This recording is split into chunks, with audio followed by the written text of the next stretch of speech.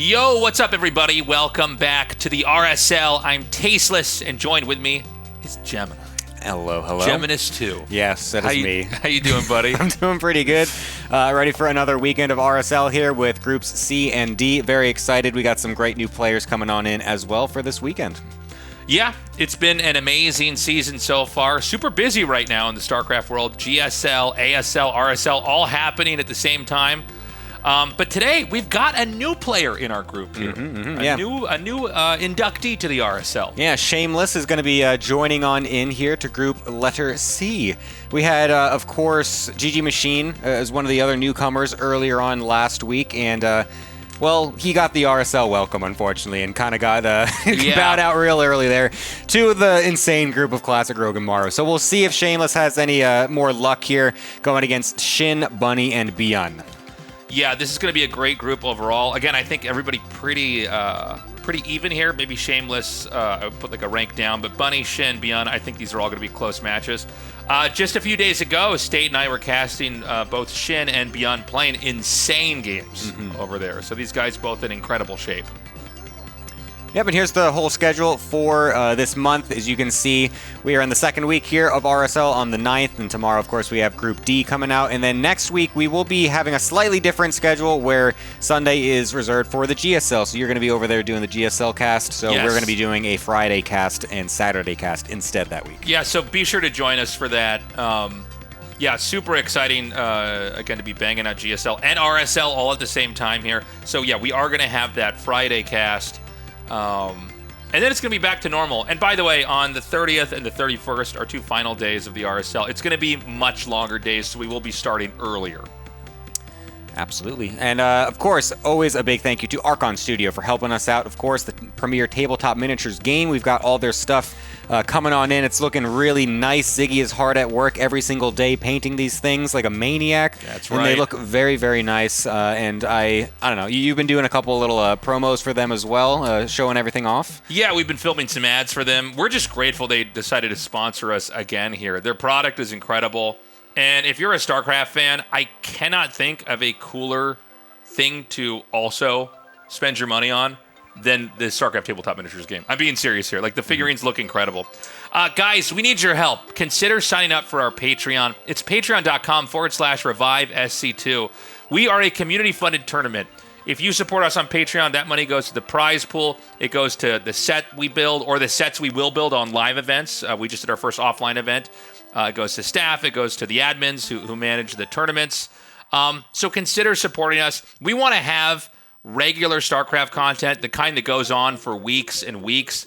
Not a big mouthful weekend tournament, in this case for RSL, but instead something that you can digest over time, keep up with. We've got, by the way, spoiler-free thumbnails on our YouTube if you can't watch live. Oh, there we go. Oh, nice segue. Page. Yeah, that was crazy what I did back there. Also, subscribe to our YouTube. The YouTube's still pretty small. We're trying to get this pushed out. It didn't occur to me until we started doing this. This has probably been our biggest challenge. Trying to grow the YouTube page for a 16-year-old game from scratch is kind of a it's kind of a crazy endeavor. But we are slowly getting out there. People are finding out about the RSL, and it's been great. Leave a comment, like the video. That also helps us in the algorithm. Any way you can help us, we will take it. Absolutely.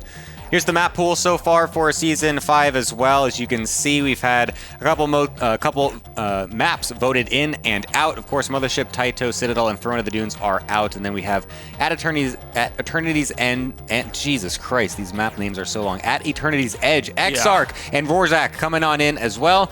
Exarch is a 4-player map as well, which would be very cool if we could see a 4-player map being used in any of these series. But so far, it has not made its way into the pool. It is a very different feel when you go for a 4-player map. I wouldn't mind seeing a little bit more. I know that, 2-player, 2-spawn maps are the default really in StarCraft 2, but I always feel like the advantage that RTS games have over, like, let's say League of Legends or Dota as an example is, like, we do have a lot of different maps you can play on, and so you can get very creative with that.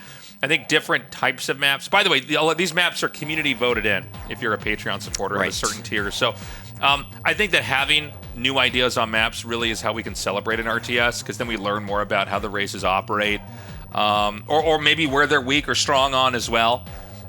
So anyways, those are our maps. Yes, Patreon members are doing a real good job of voting these in every single time. They've been able to pick out some really cool maps, so if you want to be one of those people that helps influence the map pool, go sign up to the Patreon.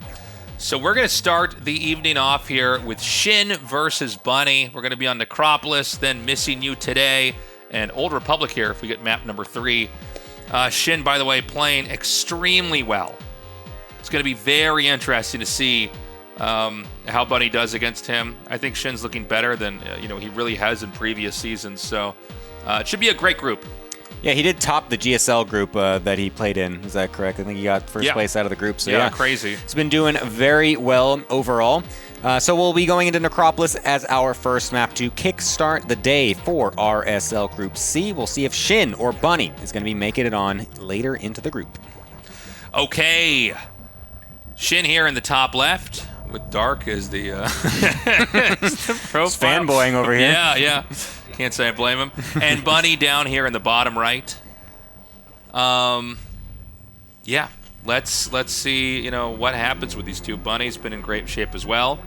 He's been hungry for some tournament wins. A lot of StarCraft 2 going on right now. Yeah, man. Between GSL and RSL. Lots of stuff to keep track of. You might think this game is dead, but God, would you think otherwise? I mean, you wouldn't even know it if you and were even if it is dead, it's kind of fun to play with the body, I'm into that kind of stuff, so. What's wrong with playing with the body if I like it, okay? Yeah. Just a couple of necrophiliacs over here. Esports necrophilia for you. You know what I'm saying? That is the stage that we're at here with StarCraft 2 in this day and age, I guess. That's how you want to go about it. Sure, no problem. ByuN's going to be throwing down a CC first, though. So his way to play with this dead game is to go crazy with the economy. Yeah. Going to be a little bit greedy. Yeah, man. Over on the other side of the map here, by the way, if this is CC first and Zerg doesn't cheese, probably going to be a little bit of a slow start here. It's going to be all development. Mm-hmm. Yeah, it's very likely we're going to end up going into some big power play out of ByuN, going for 2 base, possibly a fast third as well, but might be going for some really heavy barracks play. Could go for an 8 racks build as well with a very fast +2/+2 coming on in. That can be very strong if you open up with a CC first and just get that super economy going nice and fast. So SHIN's going to have to make sure he's keeping tabs on exactly what ByuN is doing so he knows how aggressive he's trying to be and where to cut corners here and there so that way he can get the best defense once the game does go a little bit longer. Yeah, I think it's always great to throw CC first in, when you're going into a game like this. I do feel like people aren't as crazy about CC first as they were a couple years ago. Right. State and I had a GSL where we just saw literally more CC first than there was not CC first. And I'm like, eventually Zergs are just going to rush. But then it kind of went away. It was a lot more of the ByuN builds. But it seems like this has really come back strong. Yeah, you do rotate it in a bit more as a Terran player in these series. It seems like we've had quite a few of them overall. Not like an insane amount, but it's like a 1 per series thing, like you're saying. Right. You just kind of just shuffle it on in. And if the Zerg player is not, trying to punish you, or if they're not just someone that goes for risky builds in general, which a lot of Zergs I feel like don't unless you're like Rogue or someone. Right. It's a pretty safe build to just kind of rotate in and just take that gamble that they're not going to be doing any sort of early aggression. So in this game, we're seeing the 1-1-1 off of the quick command center. The third base is going to start here for SHIN. SHIN now knows this is command center first because he's already scouted it out. But it's going to be really more of a powering game. Now, on this map, you can get a third base pretty easily. The fourth base, no matter what, unless you're going to hug the bottom the whole time, like take the bottom left, it's going to be somewhat, in this case it would be the top, unless you're going to take the top right as Zerg. Everything else is pretty pushable. This may, in some ways, become kind of a formulaic TVZ, just in the way that both players are playing. The general trajectory of the game is going to be one that's probably going to be about, trying to get the Terran to basically come out here and push the Zerg at the point right before Zerg gets out of control big.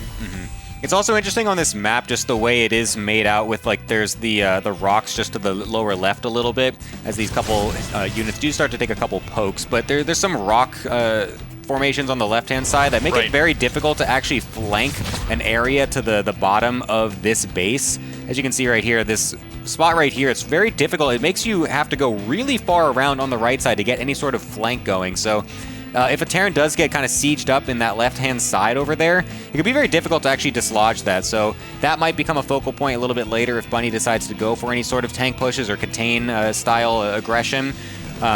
We saw it kind of earlier, I think, last season or so as well. So could be something to point out as the Overlord does come on in and get a nice scout off on all the stuff going on in Bunny's base. Okay, the Hellions are going to go for the dive here. Oh my god. That actually went way better than I thought it would for, yeah. for Terran. When I saw him going there, I'm like, well. I thought he was actually just going to get trapped on the wall with the rings. Yeah, they kind of slipped right through there. So we're just going to have the layer about halfway done here as far as health goes. There is Banshee Cloak coming here too. So he's going to have Banshees moving across the map pretty soon. Yeah, Banshees could be pretty good in this position, of course. Just going for the standard Hellion Banshee play allows for a good amount of aggression and can always catch the Zerg off guard if they're not fully paying attention and knowing exactly where everything is going. As the double eBay also is coming in as the follow-up, so it's not like Bunny went for the super fast double eBay play for the very fast 2-2 timing. He did go for the Hellion Banshee first, so eventually that will come into the game a little bit later, but it's not going to be one of those super hardcore power pushes like we maybe were expecting off of the CC first. Okay, I don't know about sending the Banshees here. Why would you do this? I guess he's just maybe expecting there not to be an Overseer and that he might actually be able to just to kill it. It's a bit unfortunate because he wasn't even paying attention the whole time as well, so he's actually losing one for free.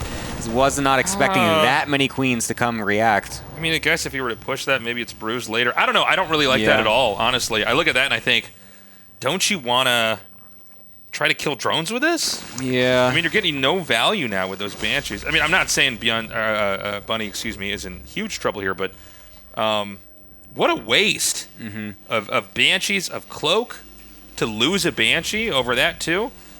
Meanwhile, we have actually all 3 upgrades firing here for Zerg.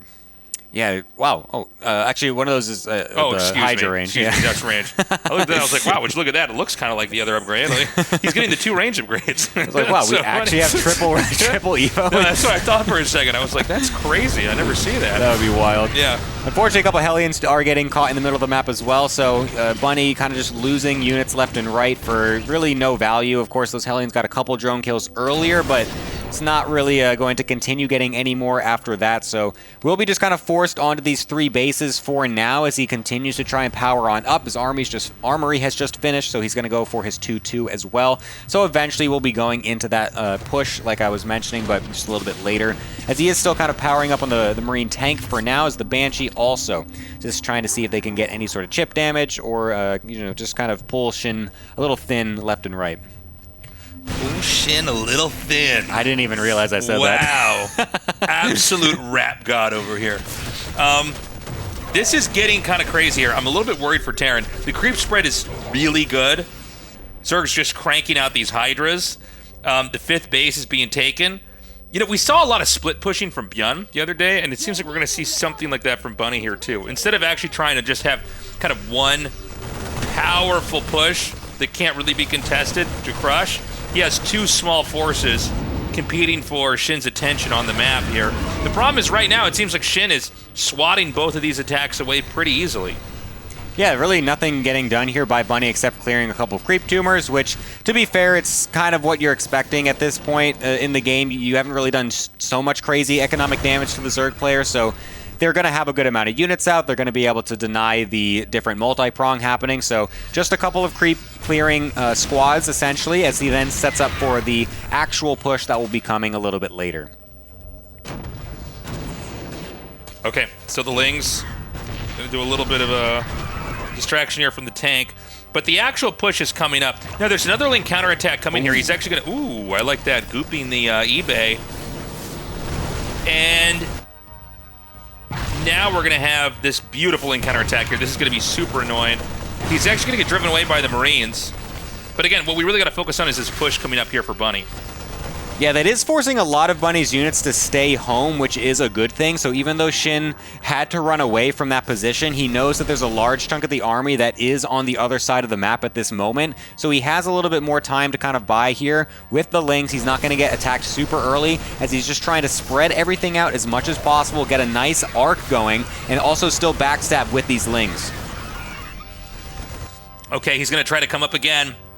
12 o'clock is going to be the target here.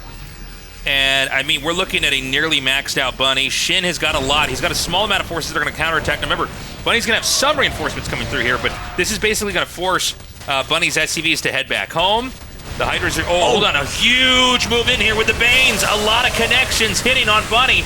But Bunny, with enough Marines to then push back, is going to force his way into 12. Yeah, he's really got a good amount of Marines here right now. Going to be able to focus down this hatchery if he wants to. Will be able to kill that off and then goes on to the Banes and Hydras as well on the left-hand side. SHIN needing that extra reinforcement of Banelings right now. Otherwise, he's going to start to lose this game, although he does have a couple more bases to go through. Getting the 2-2 upgrades is also really big, though, because that's going to give Bunny the upgrade lead for basically the rest of the game, because it looks like this game is going to be ending maybe in the next couple minutes. He's not going to have too much time to recoup those upgrades. Yeah, that is a big blow. Very important where you place that, because in a game like this, when it gets really heated up, now you don't have the upgrades that you really need. The top right is going to fall. I don't think there's any way for SHIN to get over there to protect that. Bunny's going to continue to push in here, clearing out a lot of these overlords, by the way. Yeah, it's actually going to supply block him. Yeah, I was going to say that should be enough to really cause a real impact here. He's also not got too many minerals, does SHIN, so a lot of those getting used on the Overlords. Now the Banelings rolling on into this position. We'll be able to force these units away, kill off the tanks, and force the rest of the Marines to lift off. There's 11 medevacs as well to make sure that we can actually lift all those up. So plenty of space for Bunny's units. As another set of units is going to the bottom left-hand side, as everything else over on the right, meaning this base is also going to get sniped down unless the Banelings actually deny it. Wow, amazed they were able to kill that off. Yeah, SHIN has been beaten back into a corner here. Almost got knocked on a 3-base, which would be 3-base versus 3-base. About as small as you can get in this matchup, while maybe having a chance of coming back. Bunny isn't really growing. He's starting another command center, but he's kept a pretty tight 3-base push. And so far, it's working out. It doesn't seem like SHIN has any counterattack set up. Bunny's been sharking around the map with two groups of units, one on either side of the map. But yeah, I mean, SHIN is in a lot of trouble right now. And already Bunny has a foothold here. I thought he was going to push through the left. Is he going to come around to the right? I guess there's less creep to hack and saw your way through. Yeah, I think that's actually a pretty decent position to go into, because, yeah, you don't have to go through as much creep. You already kind of cleared that out. And you have these high ground positions as well to make it very difficult for the Zerg to attack up into. The rest of the army is over on this left-hand side, and it's going to get distracted by this small group of Marines and tanks, but the main force, the main army from Bunny is on the right-hand side, and it's killed one of the bases that were morphing, and it's going to also make it very difficult because we're on this high ground position. Like I mentioned, SHIN is going to have to retake this with just Ling Bane. Yeah, he's going to try to push in here again, and this is going to prompt SHIN to come out. Now, there's a lot of Banes here, a lot of Blinding Clouds going down. This is so small. There's no way Terran can hold this position. That was actually crazy. The Blinding Cloud on the Marines as well, not just the tanks, to force them to starter step towards the Banelings as well, made it very good for SHIN in that engagement, actually, even pulling one of the medevacs with tons of Marines in them. Another dive bomb here from Bunny. Tries to get the hatchery. Will be able to get it at the cost of a whole medevac and quite a lot of Marines as well. So we'll be able to continue to force SHIN onto 3 bases, but he's still losing quite a few units. And if a parasitic bomb actually goes off on those medevacs, a lot of them could die. They're very low. It's funny. SHIN has been cornered pretty badly here, but he is lashing out and smashing every attack from here on out. Bunny's supply considerably lower. This is 116 army supply for SHIN to 88 army supply to Bunny. So, I mean, Bunny, it's going to take a little while before he can muster enough to push out again, but, when SHIN wins these fights, he's not even, using up all of his Banelings. Which is crazy to think, because, most of the time fights are decided by what's left over after all the Banelings detonate. This time it's like he kills everything off and there's still 12 or more Banes in the fight. It's crazy. So SHIN has this massive army, but his economy is laughable. Yeah, don't use the Banes. Don't use the Banes. Oh, he's going to try to at least force them away. And then once the Marines get a little closer, just goes right on in.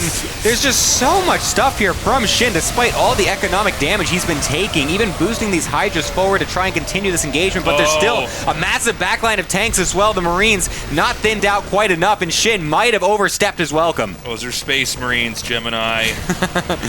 Don't forget that. They are fighting back. He way overextended. He basically was doing a great job, but once he lost all the Hydras, it's going to be really rough. Now I think Bunny can wind up and do another attack. Bunny's actually going to use the command center from his main and relocate that to where the 4th base would be. That shows you what a tight game Bunny's been playing. It's very different from what we'd see from someone like Maro or some of these other Terrans where they're very much kind of like cutting the map in half. He is trying to power spike this game on his side into a win. Also to note is that 3-3 was finished and +2 vehicle during that attack. The upgrade differential is massive. This all goes back to those 2 Evo chambers getting sniped earlier on in that first main push when they were at like 90% finished. That has led to Bunny having this huge upgrade lead going into this part of the game as well. So that was a huge limiting factor for SHIN in that last engagement, and it's giving Bunny hope now to actually be able to close out this game. Okay, he is... Again, knocked SHIN to 4 bases. I guess 12 o'clock has been reclaimed, and he is going to try to go on to the top right. These counterattacks are doing a decent amount of damage, but we got to see how the next exchange goes. Is he going to try to attack in here? It looks like he is. He's going to commit. Yeah, nice blinding cloud onto the tank, pulling those Liberators as well. So many blinding clouds as the Hydras zoom on forward, trying to get those tanks dislodged, and will be able to do so. Pulling off some of these medevacs as well, trying to get those out, because of course if you can deny the healing of these Marines, they will fall very quickly to the rest of the units. So a pretty decent engage from SHIN, considering the fact that he looked like he might get rolled over with how that other attack went. Yeah, I mean, this has been such a different game from these two. SHIN somehow has been so small, but fights back so well. The problem is I don't see any opportunity for SHIN to really come across the map and deny anything from Bunny. And now the army supplies are very even. Again, we want to watch and see where the Banes connect. If SHIN wasn't so god tier with these blinding clouds, I don't think this would have done nearly as much. But like the way he engages, careful, man. What are you, a madman? Dancing with death over here, SHIN. That's insane. That is just one little stim away. He's like edging death. Yeah. Right now, I can't. What? Yeah, man, that is crazy. I mean, these Marines are very close as well. They are lurking around. Did you think of any building that's more important than that one, and that's the thing you're going to drain? What is he doing? I mean, look at the extractor, anything else. Well, I don't know, man. Sometimes the pressure is on. You just need to get any amount of energy, and you're not really thinking too hard about it. So yeah, I mean, those Marines, they are lurking around. They could definitely find a very quick hatchery kill. You can see SHIN is just babysitting this hatchery as well. He doesn't want it to just get sniped out, realizing that he's drained it so low already as an alley-oop for Bunny, as the main force is going to go over on the right-hand side. Might even just kill this off as well before the Banelings do connect. Pulls back for just a moment, but that does give SHIN the rest of the time to get everything else in position. The units on the left-hand side still haven't made their name, so for now, SHIN is going to continue to collapse as the blinding clouds again go off on the massive tank line and be able to kill off everything here, as forcing the Marines away, and will take a nice engagement. Yeah, that was insane. Well, that's too bad he can't drain that hatchery now either, huh? Uh-oh, now we're going to see if he can break through here. This hatchery's going to die immediately. Oh, no. Well. Yeah. Now imagine Bunny looking at this right now. He's like, wait, what?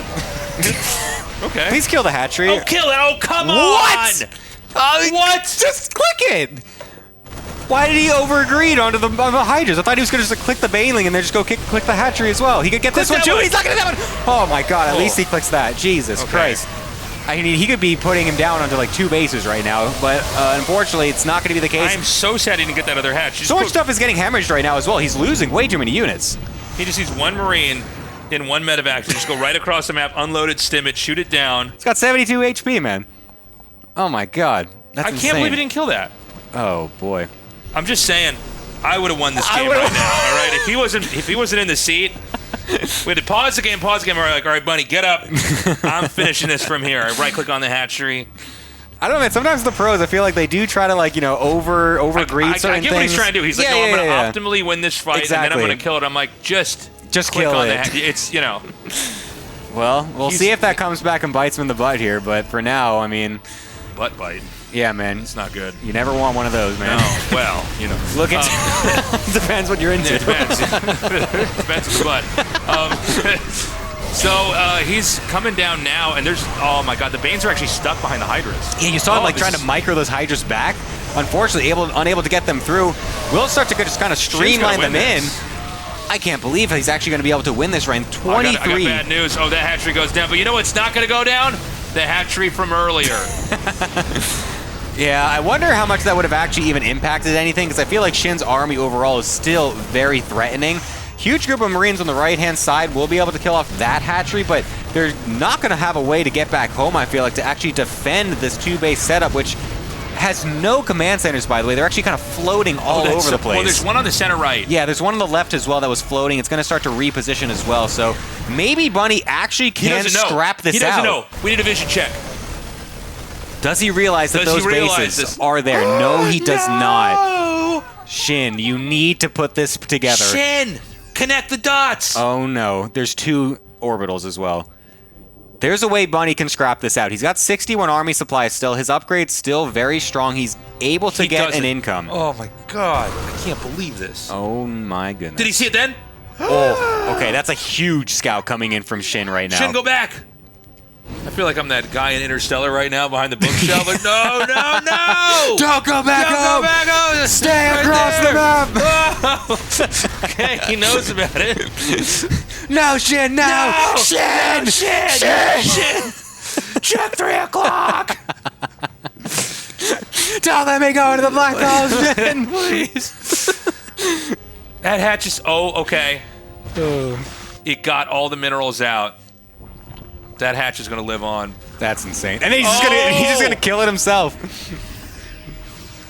That's so crazy. But there's still Vespian gas. Don't lose it. Don't! Oh my God. Oh yeah, they changed that recently. Oh yeah. Actually, I forgot about that. I forgot about that. I was literally, while it was happening, I was literally like, wait, didn't they No, I forgot about that. Make it so that way that's like a quality of life change? We've been so caught up in the whole I mean, if there was a Marine there.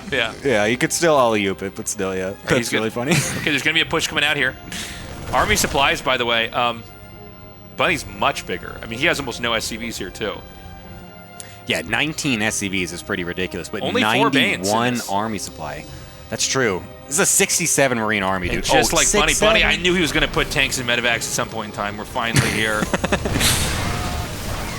Oh my God. Big stim in. He's going to try to get this. There is a lurker, and there's not going to be many scans as well, because all of the energy is going to be used on mules at this point.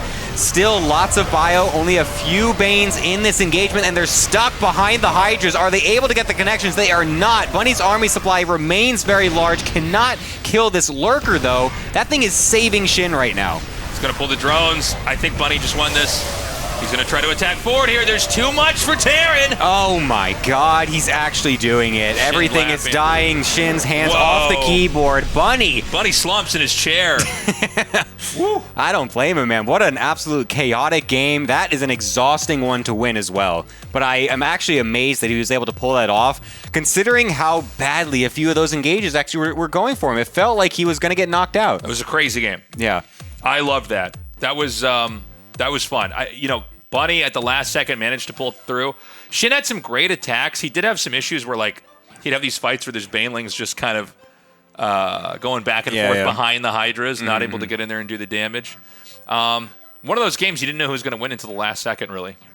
Yeah, it could have been anyone's game at any point during that last couple minutes there.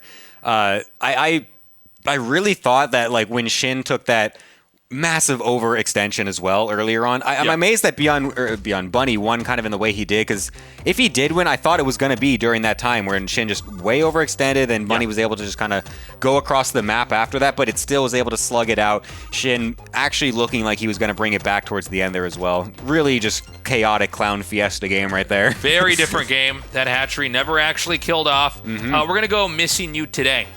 Going going to missing you today for our map. These map names, dude. We will miss you today after the broadcast is over, Yes, though. I'll miss you guys later tonight when the show ends. Oh, God. We're going to have Terran in the bottom right, Zerg in the top left. And, I mean, if we can top that last game, I'm going to be happy. But that's going to be a tall order. Yeah, man. I love those games that just come down to the last unit. And you just really don't know. It's like 16, 20 minutes into the game, and it's like a 70 versus 70 overall supply game. And you're just like, how did we get to this point? Like, this is so ridiculous. The single lurker looking like he was actually going to end up winning the game, and then it doesn't end up doing it. You know, the Marine micro is just there. Yeah, you never really know what's going to happen in those games. It's very fun to watch. It's definitely some of my favorite ones to watch, for sure. Yeah.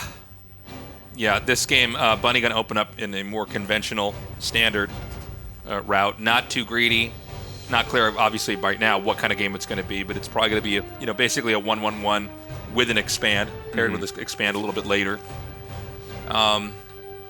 SHIN, it's interesting. This seems to be more and more popular in StarCraft 2 as Zerg right now, is to go for Ling, Hydra into Bane. Yep. Lots of damage coming out there. Does feel like if you have a bad, it's almost like it's stim bio for Zerg or something. You know what I mean? With the way the Hydra's come out. I kind of see what you're saying. So you kind of have this like, in TVT sometimes it's like about who has like a better angle, and then how the damage kind of distributes out. It feels like that's also true here. Yeah. Like if the Hydras have kind of a weird bottlenecky position, they will lose really badly. Yeah. Instead of just lose. Where like Ling Muta Bane, it's a little bit different. It's kind of about how much force you have, and if you can hit the Terran while they're moving versus when they've anchored their position.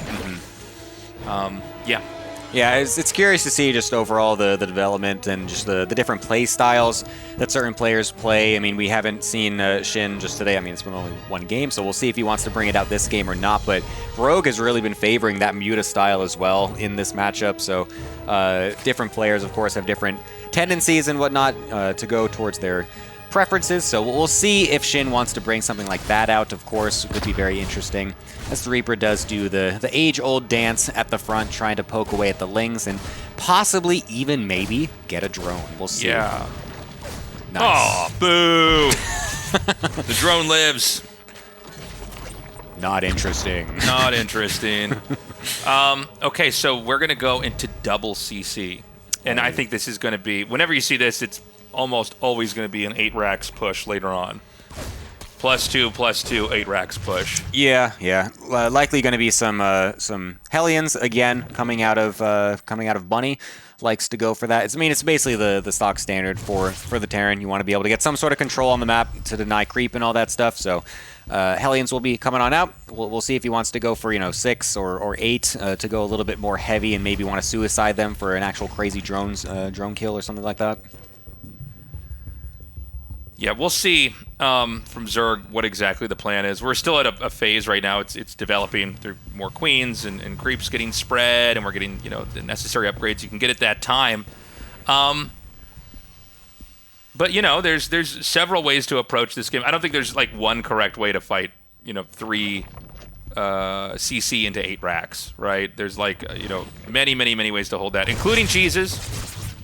If you were going to do like a Nidus or some other kind of weird, or like let's say Roach Ravager, like a bust, this is probably the best build to do it to. Doesn't mean it counters it, but you can slow them down, you can cripple them a little bit. Looks like it's only a couple of Hellions coming out from Bunny as well. Doesn't want to be super invested into that tech whatsoever, just using 4, it looks like, to go for some poking damage again and just to contain creep, try to get some creep tumors here and there, but it's not going to be going for any of the crazy dive bombs again, so we'll not be going for that style. I think last game he also only stuck at a few Hellions as well, so he does get 1 creep tumor there very nicely, so that's basically the job. And a nice scout from SHIN actually does come on up and see the tech lab researching and seeing the factory being swapped away from that reactor. So some nice intel coming in from SHIN. Yeah. So the 3rd CC is done, but you don't land it right away. You need to just basically land mules and make some SCVs out there.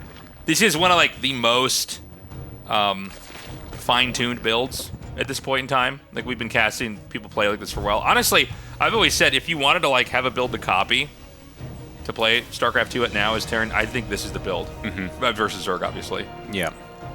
Try doing this versus Protoss, Yeah, man. yeah. Just go 3 CC, 4 Hellion into double eBay. Really you're gonna have that clear there. You're gonna have a hard ass time going against any sort of play, man. You're just gonna roll over down. What the fuck? Tasteless just lied to me. Why are these stalkers blinking into my main?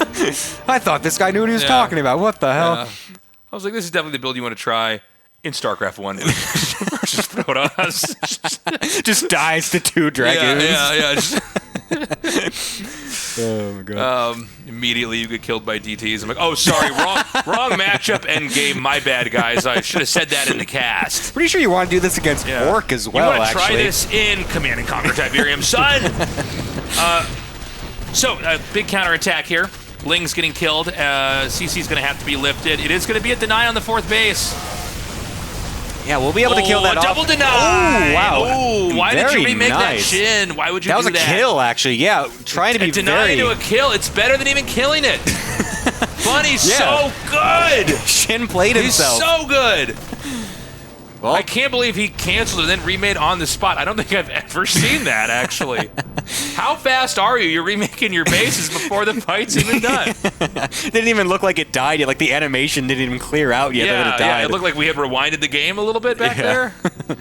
So, yeah, another one of those situations, the pro gamer. Finally, that movie Tenet makes sense. You got me on that one. Did not see he hasn't seen this either. All right, we're going to talk about this. Guys, Gemini has not seen Indiana Jones, Independence Day. Go ahead. Else? Fight Club? Yep. What? Pulp Fiction? Yep. And now he hasn't seen Tenet. There's a million references man. I could make here. I don't know. All right, guys, let him know we're going to have a big StarCraft community intervention after this game, which could be ending right now. It's going to be movie night every single night for the rest of the month. It is going to be movie night, and you're going to thank me for it. The tank's going to go down here. Is there action at Roach Ravager? Yeah, he might have just had enough here, just kind of going all in with the attack. Didn't really make too many drones after that initial push. Sure, he got his 4th base killed and denied a couple times, but is able to lift the CC on the other side, and a couple of bio units actually get a nice few cancels onto those. That was actually pretty good. They got micro their way through there. Even dodge the bios was pretty impressive. Yeah. This is really where you get to appreciate how bad Ravagers are when they have to run away. Desperately shooting out their corrosive vials that never hit anything. Yeah. So that's going to get cleaned up by Bunny here. It's really annoying having both ByuN and Bunny in the same group. We've both done that a couple times, ByuN in here. Anyways, we'll see him a little bit later, but a very even resources lost overall so far in this game, as Bunny will hang on. Will be able to land that 3rd CC yet again and start to SCV and mule it up, as his 2-2 is also coming out here. We'll see if Shin is going to be able to fight back, of course, because he's still got a massive amount of roaches and tons of supply coming out. Could easily go for another big attack a little bit later. Okay, so the creep is getting paved out nicely here at the bottom. But Zerg needs some more bases. This is a 4-base Zerg. You really want to be up to 5. Terran has claimed the 6 o'clock spot, but doesn't have SCVs there yet. Yeah, no transfers here at all. I guess, what is he on, 58 SCVs? Yeah. He barely has enough to saturate 3 bases, let alone 4 at this point, but he does have that 4th CC. It will eventually give him something, so that's nice. So the game's quieted down. Shin should be able to attack in here again. This actually could be bad here for Bunny. Bunny might end up just getting flattened. Yeah, this is going to be a massive army coming across the map right now, and honestly, Shin might even just be out-positioning him. Bunny doesn't seem to realize that this is coming. The tank's a little bit out of position, but he will be able to catch hold of when this army does go up the small ramp, but unfortunately, everything gets out, and it's going to have a nice concave. Tons of bios getting thrown down onto some of these tanks as well, and we'll be able to clear some of those out. But a lot of the units besides the Ravagers do get cleared by Bunny, and he's even going to go for an SCV pull to actually make sure he can thwart this army. Corrosive bios going down on some of these Marines, and now that the SCV's body blocking as well, should be able to defend for now, but honestly, it looks like this Roach Ravager is doing much better than I thought for a second there. I find this exceedingly difficult to tell who's going to win this. Yeah, I don't know what it is about this. I have no clue who's going to take this until the last second. 2-2 just finishes, by the way. Bunny, now again, the supplies can be a little bit deceiving here because Roach Ravager is so supply heavy. I'm kind of surprised that they honestly went for that SCV pull. Like, I didn't really expect that, and I thought he was going to be able to kind of defend without it, but What does suicide quite a lot of that, and I guess he's still on 50 SCVs and 4 bases, so he's going to have a good amount of mules overall, but yeah, I don't know. This is quite a strange game right now, and it seems like SHIN continually wanting to batter the front door, continuing to go for more Ravagers, more Roaches and Lings across the map. 10 more Ravagers being morphed right now is pretty ridiculous, so SHIN really wants to try and end this before it gets too late. Oh, okay, he's going to dodge that corrosive bile. Now, the longer this goes on, the better it's going to be for Bunny, because he's going to basically outscale him. He's going to have a much better functioning late game army, but this next attack is going to be huge. Yeah, coming on in right now, some of the Marines kind of body blocking for now, choking everything up, allowing some of the other Terran units to reinforce, and it's going to force SHIN away for now, so doesn't want to go into that position just yet. Feels like he doesn't have enough support for the Ravagers, because again, if all of the Lings and Roaches start to die off, the Ravagers are so squishy on the backline, and you can really just suddenly lose the game out of nowhere, because you can't retreat with the Ravagers. We saw that earlier. So you have to be very careful as SHIN, and he's actually going to be transitioning out of this. He doesn't think he can end the game with this push. Okay, SHIN's going to try to come in again. Huge army, maxed out. When you're maxed out like this, that's right when you got to hit. Oh, you know what? He actually might wait for the Baneling's Nest to finish here. Feels like the Baneling's Nest is a little bit ill-timed. Yeah, it should have been a little bit earlier. Yeah, he just really felt like he was going to actually win with these pushes. I feel like he didn't actually fully anticipate needing to go for the transition. So now there's going to be a big lull here for Bunny to kind of recoup and get maxed out himself, and then go for a big swing. He's going to have 3-3 coming up eventually as well, as SHIN now going into the Infestors and the Centrifugal Hooks. There's going to be some time still to buy up some energy for those Infestors, and also to make sure Baneling Speed can finish. So Bunny now needs to take some more authority on the map, try to get some sort of map control, and then get maxed out so he can combat this late game Zerg. Nice. Oh, look at you, Mr. Fast Rebuilder. He's back at it again. 12 o'clock's going to get hit right as it finishes. Can this actually be protected? Bunny thinking about that hatchery from the previous game and saying, I'm not making that mistake again. Yeah, man. Well, he still won the game anyway, so I guess it didn't matter too much. But yeah, want to be able to actually finish those hatcheries off. I didn't win hard enough, Gemini, is what Bunny would say. Oh, yeah. Well, we'll be able to run on away and then start to set up some more of these CCs himself. So Bunny is really starting to hunker down as well, making sure he gets all his upgrades set up, and even going into the Marauder switch, expecting there to be Ultras, which now the Ultra Cabin gets thrown down right then. So we'll be prepared for that as well. Okay. He is going to be pushing out here, and this is where it gets scary. A Roach Ravager is not that viable. We're going to see a huge gas dump into Banelings. Unfortunately, some of these are just going to get denied up here. I think SHIN really kind of on the spot here. I mean, this is like half the Banes being denied. Oh, wow. Yeah. Yeah, that wasn't the greatest there from SHIN, being a little bit greedy with where that morph was coming on in, but still has a good amount of them to potentially thwart this push coming on in from Bunny, as he is continuing to move across the map here and take positions. He's trying to siege up and make it very difficult for SHIN to actually dislodge this. There's a couple Infestors here as well, which could throw down some great fungals and help to connect the Banelings as well, so we'll have to look out for that in this upcoming fight. I mean, they're going to keep pushing. Terran is getting massive right now. It's going to be extremely hard. Oh. You thought. Yeah, it's going to be really hard to actually do anything here. The spread is pretty perfect. Let's see how the Banes can connect here. Yeah, some nice connections at first. We'll be able to kill off the tank line as well, and the Marines forced to run away. So a nice hold here from SHIN, able to dislodge this position very nicely without losing too much overall. Unfortunately, those Infestors did get killed off, but lots of the bio getting killed off as well. The Medevac's still alive, but yeah, all 4 Infestors being lost is a bit unfortunate. You don't really want to be losing all of those caster units as SHIN. Okay, he's going to come in here and attack again. And the problem is, like, even though, you know... Oh my god! That's insane. That was so many Medevacs. That was... I don't even know how many. That was a lot. Oh my god. 10 Medevacs killed this game, and a lot of them were back there. The problem is that Zerg's low on Banes now. The Roach counterattack is a great idea. But again, these Marines are so upgraded. They're going to tear through that.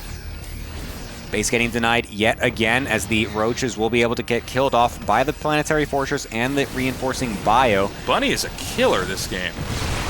Yeah, That's 21 Baneleys coming on, and a couple of Ultralisks have made the field as well. Blinding Clouds trying to get thrown down on these units, but the bio is split off pretty nicely, but now it's the Ultralisks that are going to be the hard thing to kill off right now. But nice kiting overall from Bunny. Going to be able to focus fire these down, and with nothing to lock these bio units down, he's actually going to be able to kill everything off and trade out pretty effectively. Even supplies right now in a 15-minute game. This is looking pretty decent for Bunny. Yeah, he's just going to keep coming in and attacking. And I'm honestly surprised that Bunny is doing this well. I thought that SHIN was kind of coming in today. He was just going to kind of roll Bunny over with how well he was doing in GSL and everything. Yeah. This is kind of a surprising way this series is going. I'm pretty blown away. We saw earlier SHIN look kind of laughing, you know, at the situation. He's in. Oh. Yeah, he just taps out. I was going to say, this is pretty impossible. Bunny. Wow.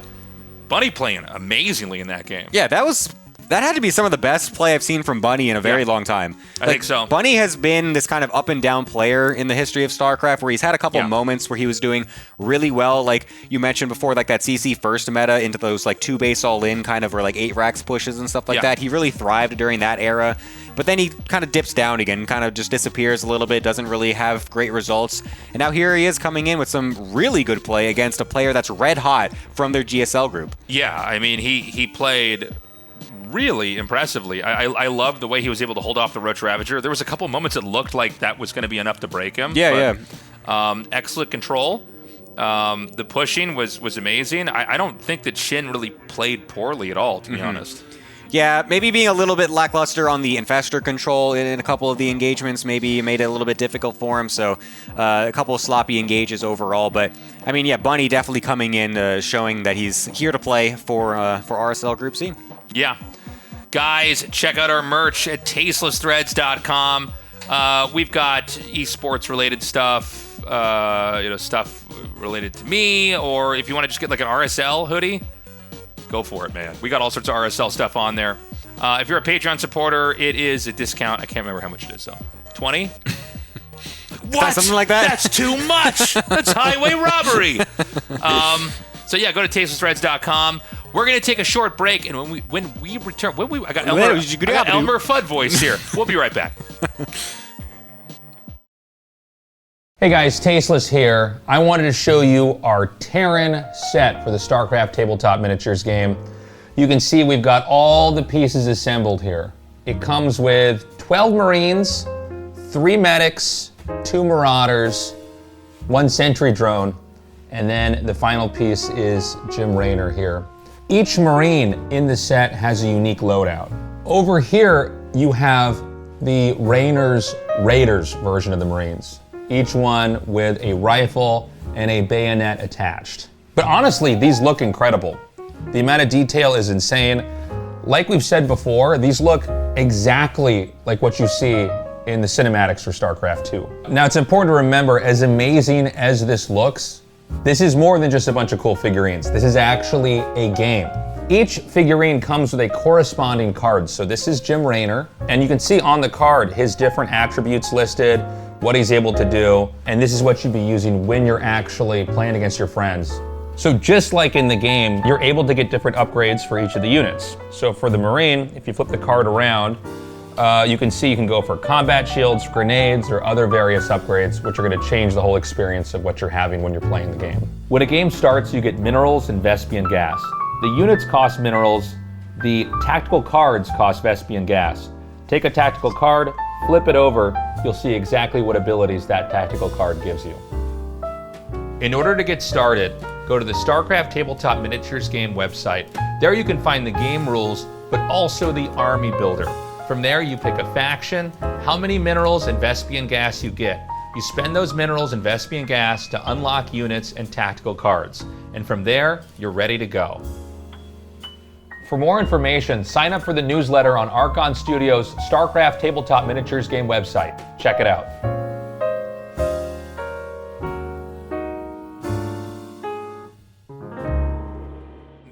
To really deflect the Roaches and Ravagers. Welcome back, everyone, to the RSL. I'm State, joined here with Gemini, and we're getting ready to hop into the second series of the day. It's going to be Shameless versus ByuN. Oh, yeah.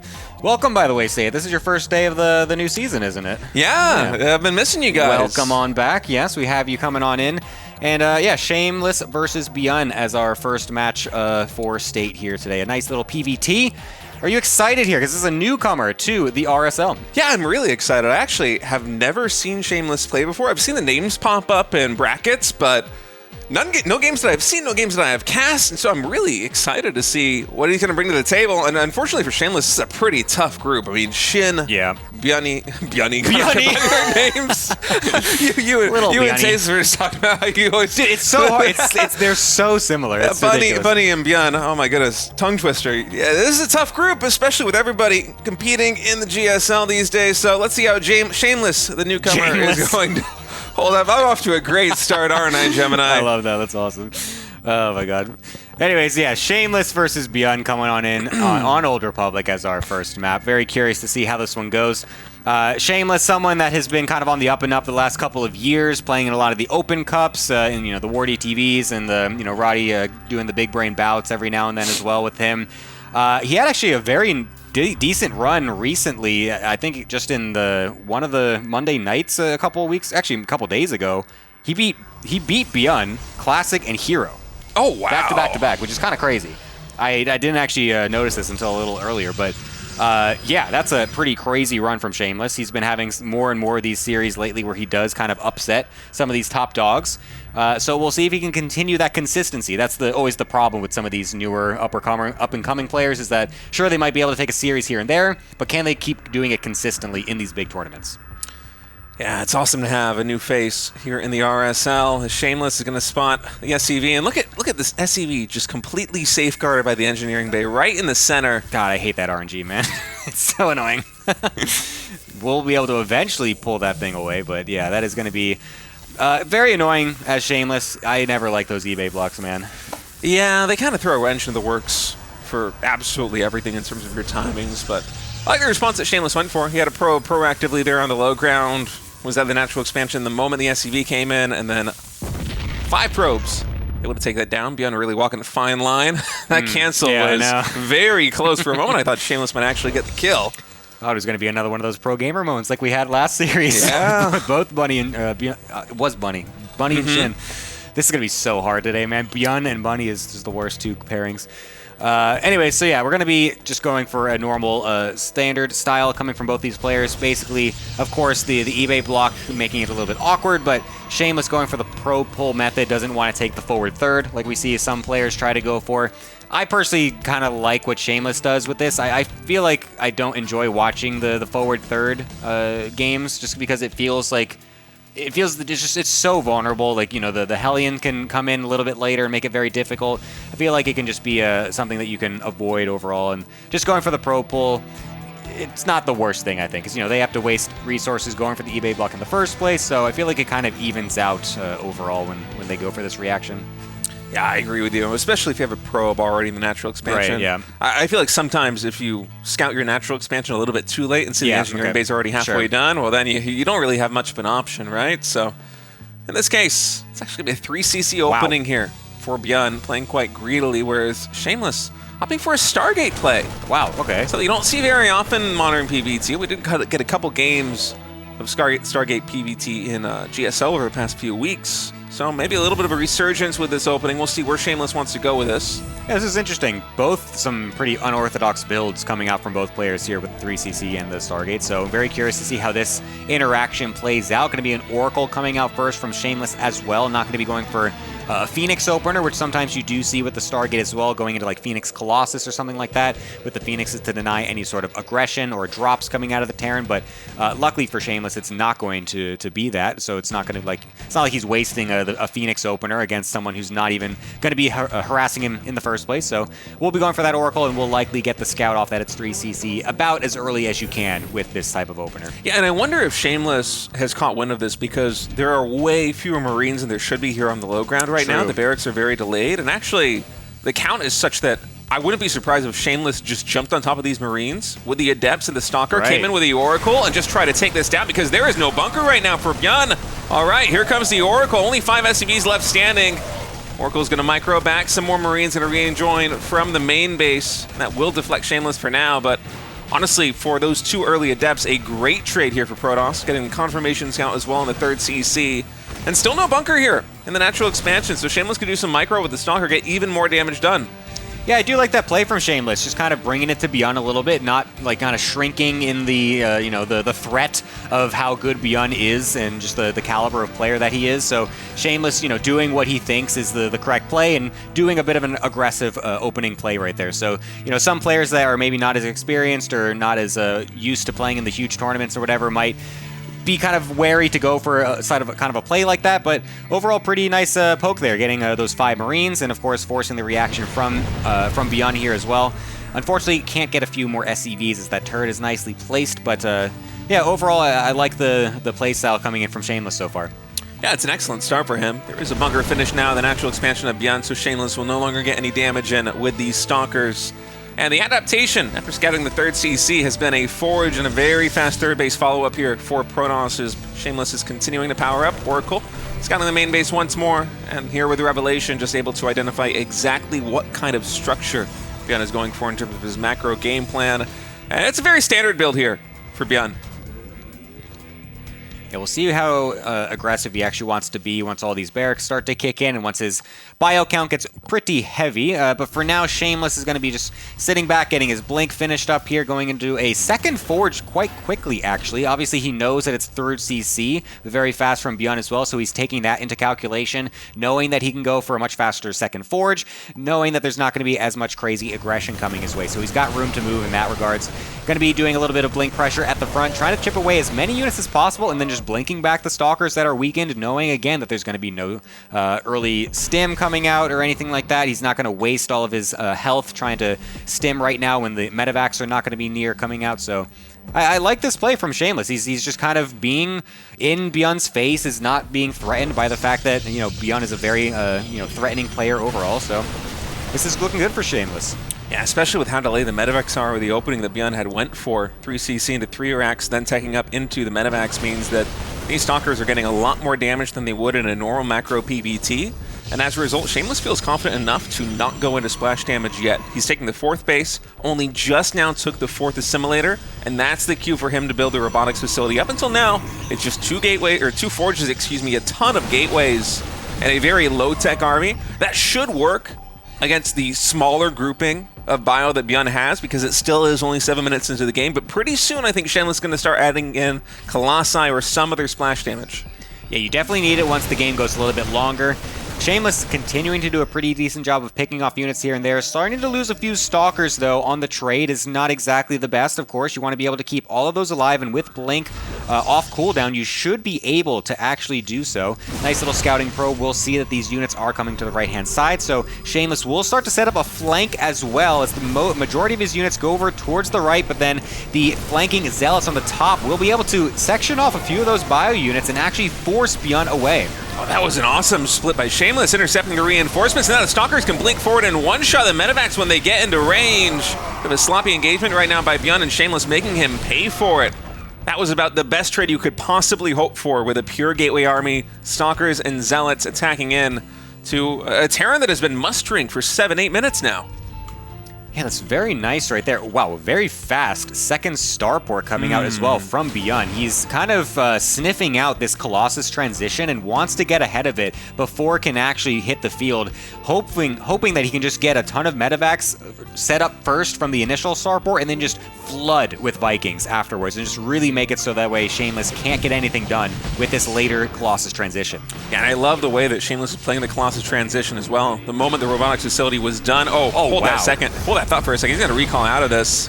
Some nice moves. We'll lose 1 or 2 Stalkers, but trading that out for some SCVs, getting a little bit of damage done on infrastructure as well is good here for Shameless. But what I was saying is, you know, the tech is so delayed here for Protoss that the moment the robotics facility was done, he throws down a 2nd robo and then a robotics bay so that he can tech into the Colossi. Now he's going to be turning out Colossi 2 at a time.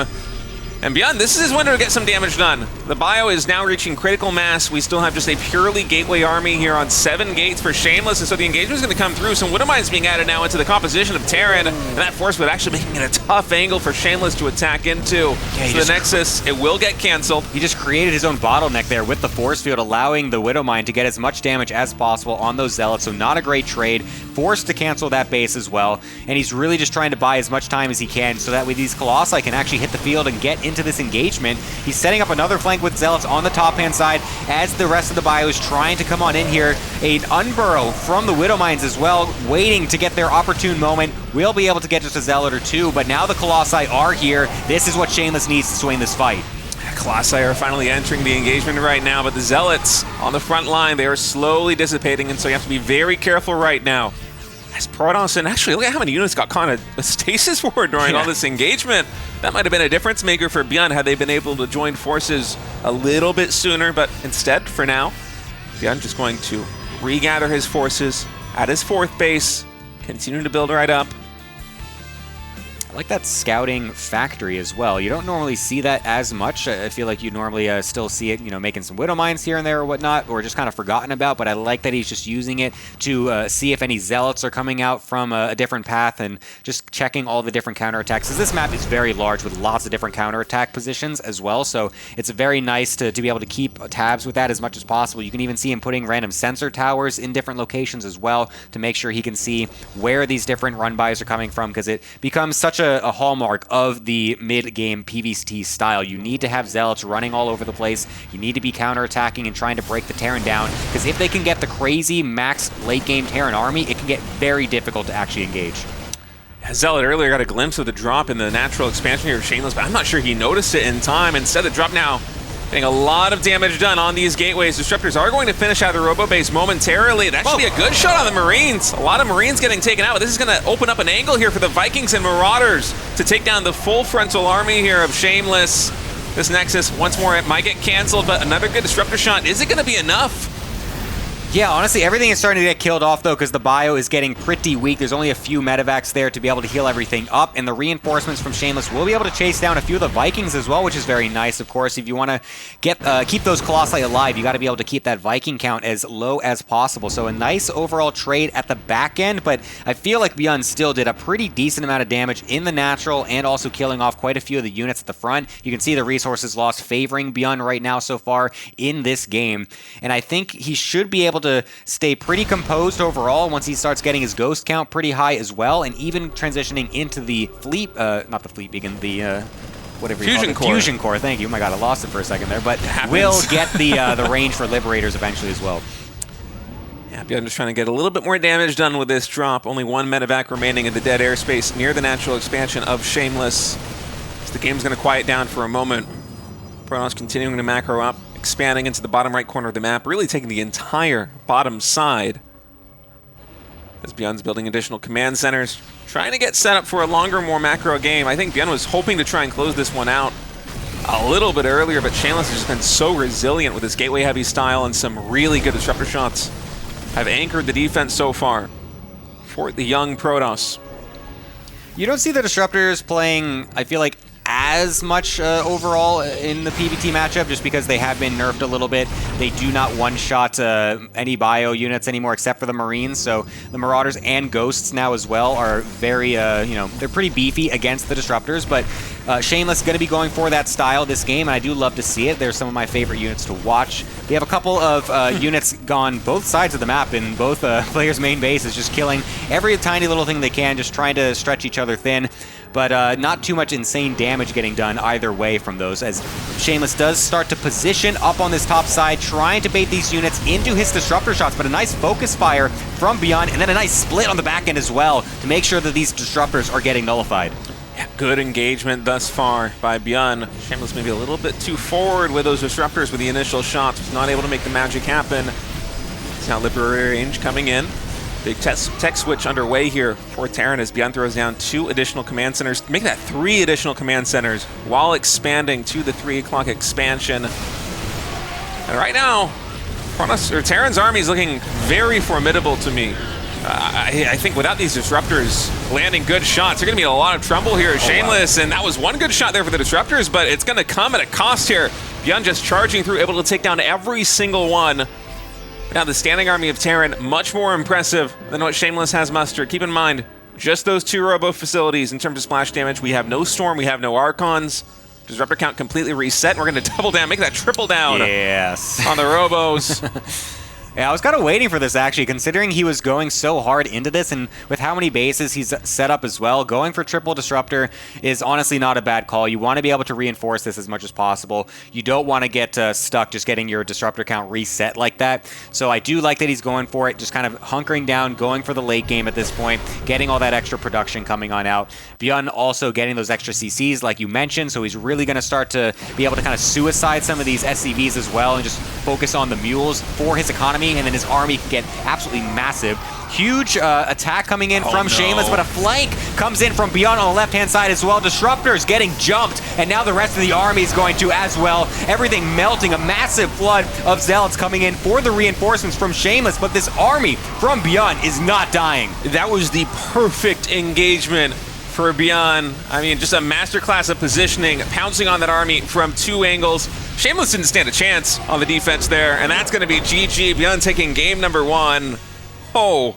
That one just ended out of nowhere, I feel like. I feel like both players were just setting up to go for a pretty long game. Everything was getting set up for the transitions, all those extra command centers, all the extra upgrades, Liberator range and all that. And then ByuN just senses that one tiny bit of weakness. He's like, oh my god, you are way too far forward. Let's get a crazy flank and just end this right now. I mean, that flank was just absolutely massive. And even the army composition there at ByuN, it felt like it was pure Marauder. Yeah. There's like some Ghosts, there's a couple of Vikings and Medevacs, but it was basically just Marauders. And the moment the Zealots dissipate, everything is just gone for Shameless because the bonus damage is way too much. Well played there by ByuN. Yeah, I mean, it's very difficult to take those engagements. You can kind of see the limitations of how the Disruptor style works nowadays, where in the past, just because they were able to one-shot all of the bio, you were able to just send one at a time, essentially, while you're retreating, and you're forcing the Terran to run into you, and you're going to get some pretty good exchanges no matter what. But now you can't do that as much anymore, because you need to have 2 Disruptors shooting to actually kill anything, and so you're forced to use basically double the amount of Disruptors every time you shoot, and it just makes it such a more difficult situation for you to actually get those good trades, and when you get jumped like that, I mean, what can you do in that position? Everything's just getting surrounded. All right, folks, game number 2 is loading in. Let's continue on this series here in the RSL. Shameless spawning in the top left, ByuN down in the bottom right. And I agree with you about the disruptors. It feels like every game that I cast where we have a big disruptor transition come in from Protoss, it usually doesn't go their way. Yeah, they have seen better days. I would like to see players focus instead more on Colossi or going into Tempest or maybe into Storm. It just feels like, and maybe that's just my own bias from the games that I've seen. Right. Disruptors, they might be good for a small window in the game or in small numbers, but at some stage, they just really don't carry the weight that you need them to carry. I mean, we looked at the units lost tab, I want to say at the tail end of the Colossus stage of the game before the Disruptors came onto the map, and I think it was plus 2,000 or 3,000 resources in the advantage of ByuN, which, given the fast expanding Protoss style, that's pretty good. You know, that's a completely acceptable arrangement of trades for Protoss. But then we got another shot of it. Mappa gave us another shot of it right at the end of the Disruptor era, and it had ballooned. It was maybe a 10k resource difference or something close to it there, and the advantage of ByuN, just really going to show that the Disruptor-based armies there for Shameless were not trading well. Yeah, it's just much more difficult to find the value nowadays, so you see players kind of favoring more the Storm, Colossus overall, or just the pure just Colossus gateway, just having an insane amount of units to flood and trying to break them before they're able to get the setup going. So not working there for Shameless, despite some pretty hopeful stages in the early game, but for now, in this game, it's going to be yet another Engineering Bay block coming out from ByuN, and it looks like it was, the SCV was kind of sent away by Shameless, but did he actually send more probes? No, he didn't. No. He's only got that one down there. Yeah, what do you think about this response? We had a second gas taken, another pylon built, and a Zealot here for Shameless, so he's saying that he's more than happy just to one base a little bit longer right before going for this, but I feel like economically this is going to set Protoss back quite a bit. Yeah, no? I never know. It's so hard to just call on some of these. At one point many years ago, Trap actually told me that I should just do this no matter what. Really? Yeah, and so for a while I was kind of just doing the Zealot thing, and I kind of still do it every now. It's like a feel thing to me, honestly. I don't even really. I feel like if you do get the very early scout on the eBay, it's totally fine to pull the probes, like you were mentioning last game. But if you don't scout it right away, going for the Chrono Zealot and just continuing your build as normal is also fine for the majority of players. But of course, this is the top level. This is the highest tier, and so whether or not this kind of evens out, totally fine. I'm not exactly sure, but you know, at one point, the best Protoss player in the world was telling me that this was okay to do, so I consider it still to be, you know, not that bad. Yeah, it's interesting that it was a recommendation there by Trap. As we take a look at here at ByuN's setup, he is going for a fast expand himself, and it will be a 3-racks follow-up to this before factory. So in a couple of minutes, going to be a lot of bio on the field here for ByuN. And one of the things I'm afraid of here for Shameless is that it is an acceptable response, as you said, but the Nexus is becoming online so late. I'm worried it might delay the first power spike that Protoss is going to need to deal with this 3-racks push, which I feel like is almost inevitably going to come. If ByuN wants to get aggressive with this, Stim Pack, +1 infantry weapons, no medevacs, you just push across the map, 1 or 2 stims, and you go. I think that's going to be so difficult to stop with the setup that Shameless is playing, but let's see how this game is going to go. Charge first is very interesting as well from Shameless. And going against 3-racks with charge first as well feels a bit strange. I feel like I almost never see this interaction actually play out. I feel like you want to be going charge first against like the 1-1-1 style pushes that are coming very early, which were very popular maybe like a year or so ago or something like that. So I feel like that is when that this style kind of came to popularity overall. Going against the 3-racksing player, I'm not so sure. You generally would like to have Blink versus that, so you can kite the bio as it's coming across the map. You can just kind of one-shot Marines with the Stalkers and blink away. So we'll see how this interaction actually works out here. So ByuN is going for 3 barracks. There is still no factory on the map. He is just playing bio right now. And Shameless has a sentry. If Shameless is watching, a little bit slow on the force field there at the ramp. I was going to say, there's no easy way for ByuN to actually get down. He cannot elevator the bio down, so there was some potential for Shameless to really delay things there for ByuN, but of course with such a meager amount of units, it would have been difficult no matter what happened. I like the idea though, again, like he's continuing just from last game, just being in ByuN's face. He's doing his own thing. You don't see this very often either. You never really see Zealots and a single sentry and a few Stalkers trying to force field the Terran in his main base. Like, I like that he's got his own little style that he brings in, his own little flavors here and there to what is generally kind of the standard, but just doing his own little flair on it, and it's very interesting.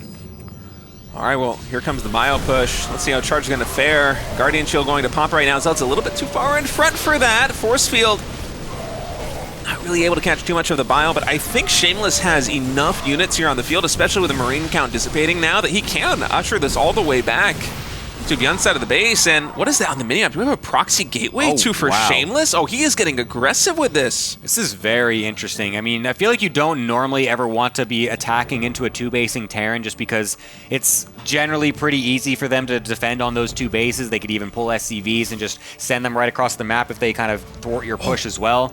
So we'll see how aggressive he wants to be. Thankfully, keeping that Observer alive, you want to be able to know exactly where they are, especially if you don't have Blink to be able to chase everything down. You want to have as much map vision as possible. That was such a close moment. ByuN scanned the Observer to try and snipe it down, and the scan barely missed the proxy gateway and pylon. We have 5 more gateways warping in right now. I know that Shameless is taking a 3rd base, but there is some significant aggressive potential if he wants to go down that route. We'll see when this gateway is going to be utilized here for Shameless, as ByuN finally able to catch that Observer. I'm very curious to see just what Shameless is trying to go for here, if that's going to just mostly be for counterattacks when ByuN tries to walk across the map again eventually, or if he's actually going to just use it to try and swing some sort of engagement and then just continue to, you know, snowball into the natural. Because, of course, he's still getting Blink, he's still getting Archons back at home as well. He's not actually researched Storm with that Templar Archives, so he's really just trying to get just a bursty ground army set up here that's very difficult to kill off with the Archons in there as well. Not going to be any Ghosts on the field right now to be able to EMP that or anything, so those can still be pretty useful in some of these fights. So we'll see how well Shameless is able to defend against this, as for now it's going to be a couple of medevacs getting sent across from ByuN. Yeah, there is a spotter pylon and a spotter zealot here to the south side of the base. So no way. We'll see if there is a glimpse, and I think they're going to go into full vision here of the pylon.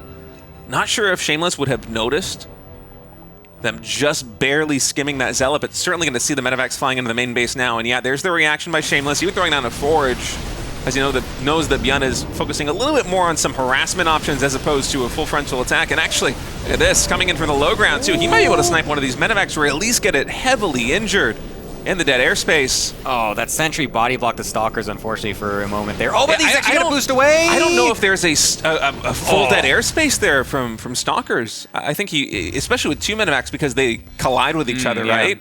I think one unit might have been able to hide, so ByuN just trying to hightail it out of there, but unfortunately losing one of the full medevacs. Still not scouting this proxied gateway, so it's going to be nice for Shameless a little bit later, of course. So ByuN has something there that could easily catch him by surprise once this game gets a little bit more chaotic. For now, just going to be using the medevac there to kill off any spotter pylons, of course, to deny the vision. Will make it easier for him to go in a little bit later. As the second forge also coming down from Shameless, despite the fact that it looks like, well, actually, never mind. There is another command center there. Never mind. So he's not going to be going for a crazy 2-base all-in, but still a lot of units coming out from ByuN. It's not like this game is setting up to be the craziest long macro game of all time. Oh, Shameless able to defuse two of the mines right there with two lone zealots and then pushes up the ramp, but ByuN has so many units back here at the natural expansion. Will Shameless commit? For now, it seems like he's continuing to test the waters right now, moving forward with just one Stalker, trying to focus down more Widow Mines, and now he's going to charge right on in, but the Widow Mines get massive shots! This is why it's so hard to attack into a 2-base Terran, man. Like, they just have all their reinforcements right there. There's no real need to do it in the first place either. If you can just kind of, you know, just keep them suffocated on the 2 bases and just expand yourself, you will eventually be able to take a better fight later, but it's so hard to actually take those engagements. And so a decent trade from ByuN in that last engagement there. It's going to set himself up to go into the Ghosts as well, which is going to be very good, of course. Without any Templar on the field right now, there's not going to be any feedbacks going down, so the EMPs could be ridiculous in these upcoming fights. Yeah, there is a Colossus transition underway, though. Second Robo coming in, as well as the Robo Bay. That will be a nice transition here for Shameless versus the Ghost Tech of ByuN. You need a mix and match here. Splash damage a little bit here, as Protoss cannot continue to rely on Zealot and Charge Zealots and Archons. A little bit of a blink forward here from Shameless, just trying to poke anywhere he can, just get any information exactly where all this bio is headed. So we'll see that a large majority of it is still sitting at home, and he's got that observer there as well. Somehow this gateway has still not been found. That's very lucky, but looks like this factory will eventually finally find it, which is very nice for ByuN, of course. We'll be able to get that off. But unfortunately for Shameless, it didn't really have much value. I feel like he didn't really get the, you know, what he was looking for with that, but regardless, that's going to get killed off, and like you said, the Colossus transition is going to be coming on in for Shameless. He's going to need that to be able to stay alive in this game, because, like you're saying, if you're just sitting on Archon Zealot Blink, like, that is just going to die to Ghosts alone, I feel like. You cannot use that as an actual an army in this type of a game. Second starport coming in now for ByuN. He's going to be adding in a lot of Vikings. Actually, 4 Vikings are already getting started up. He must have built that starport on a reactor. So, yeah, ByuN speedrunning into, there we get a shot of the starports, speedrunning into a Viking fleet to try and deal with the Colossus transition, which I'm sure he suspects is coming if he hasn't scouted it already. And ByuN's playing a very defensive game right now. We saw him play something similar to this. I believe it was even on the same map in the GSL, where he tried to play an exhaust play in TVP.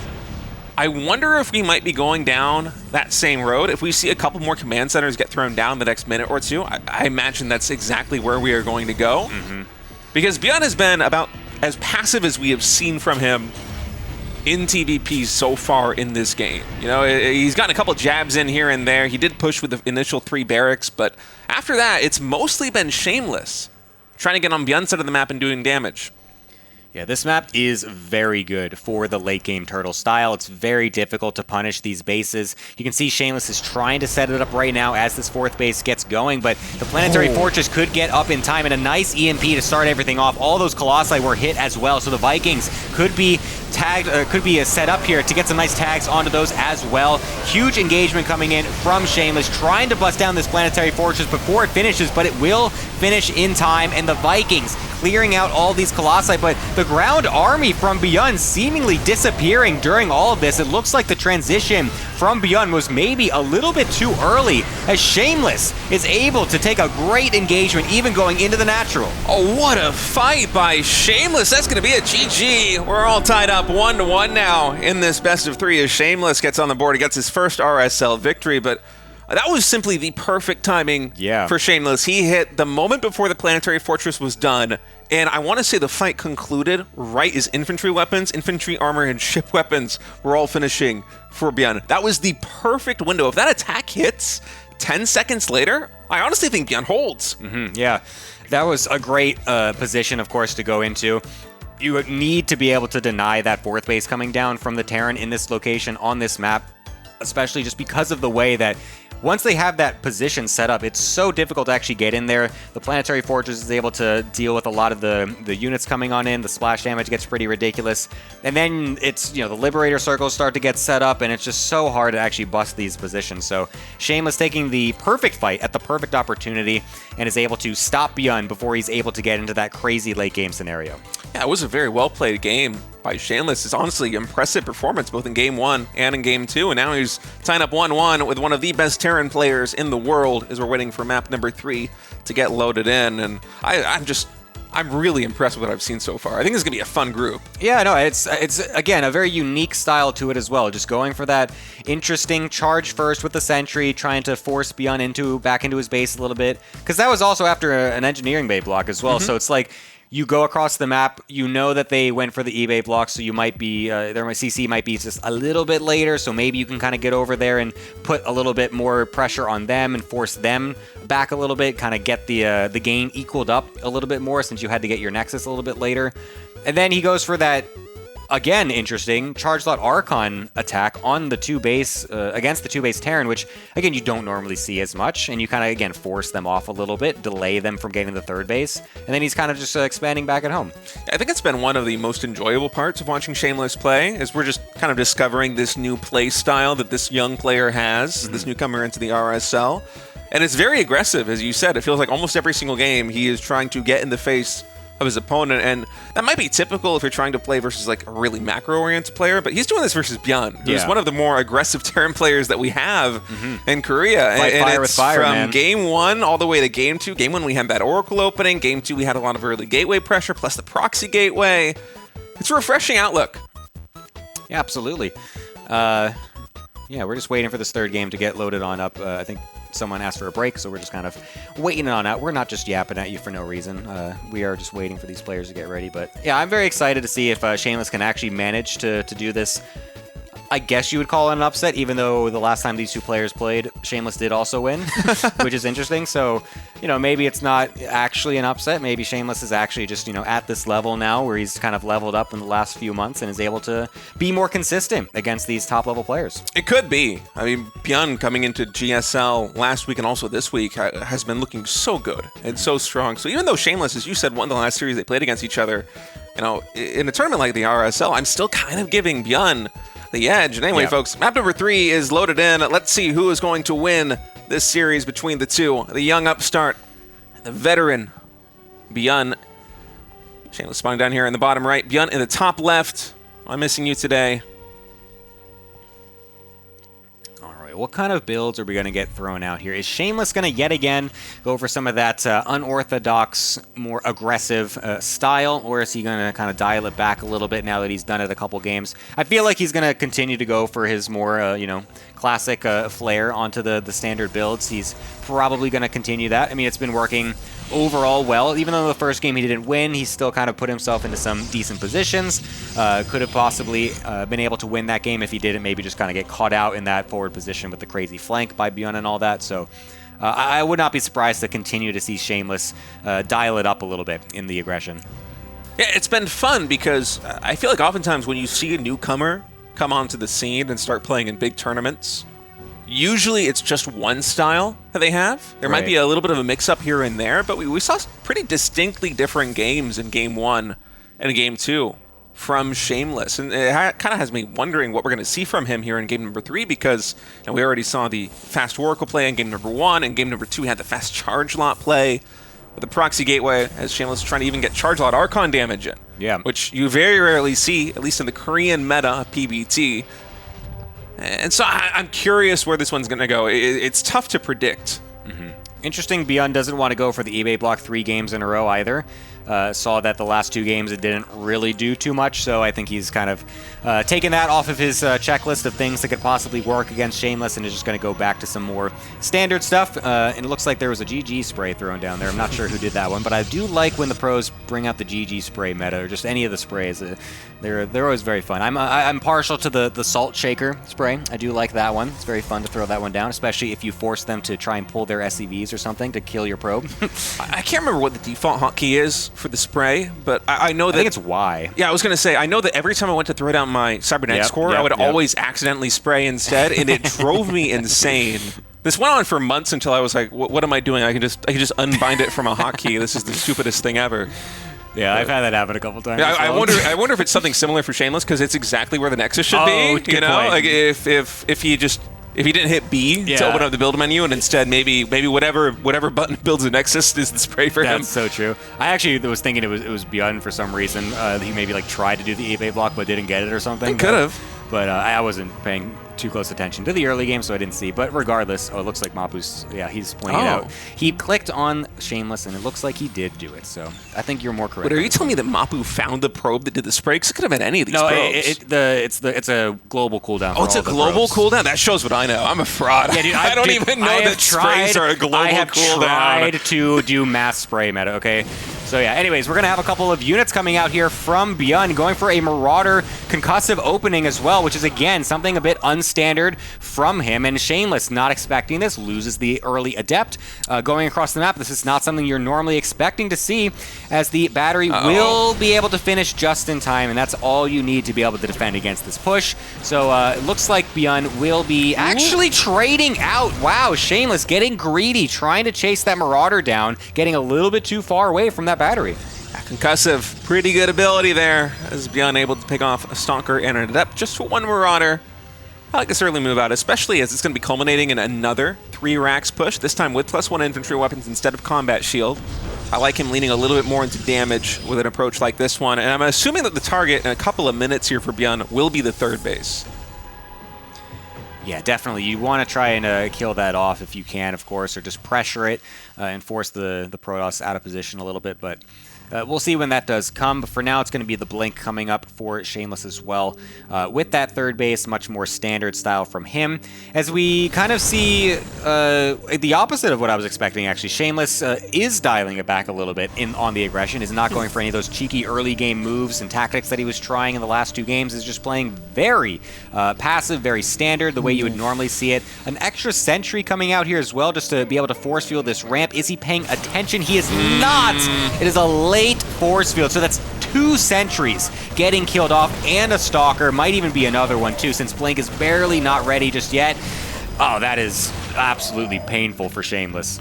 Yeah, that's a nice trade there for ByuN. You can look at the Unless Lost tab, plus 400 resources in ByuN's favor now, as he's trying to retreat back to his side of the map. Those 3 barracks still pumping. Might lose 1 or 2 more Marines here on the retreat, but overall, very nice early game here for our Korean Terran player. Even grab a couple more Stalkers. As I think Blink's on cooldown. I think they were trying to blink across the map to chase down Marines, but now the Hunted have become the Hunters.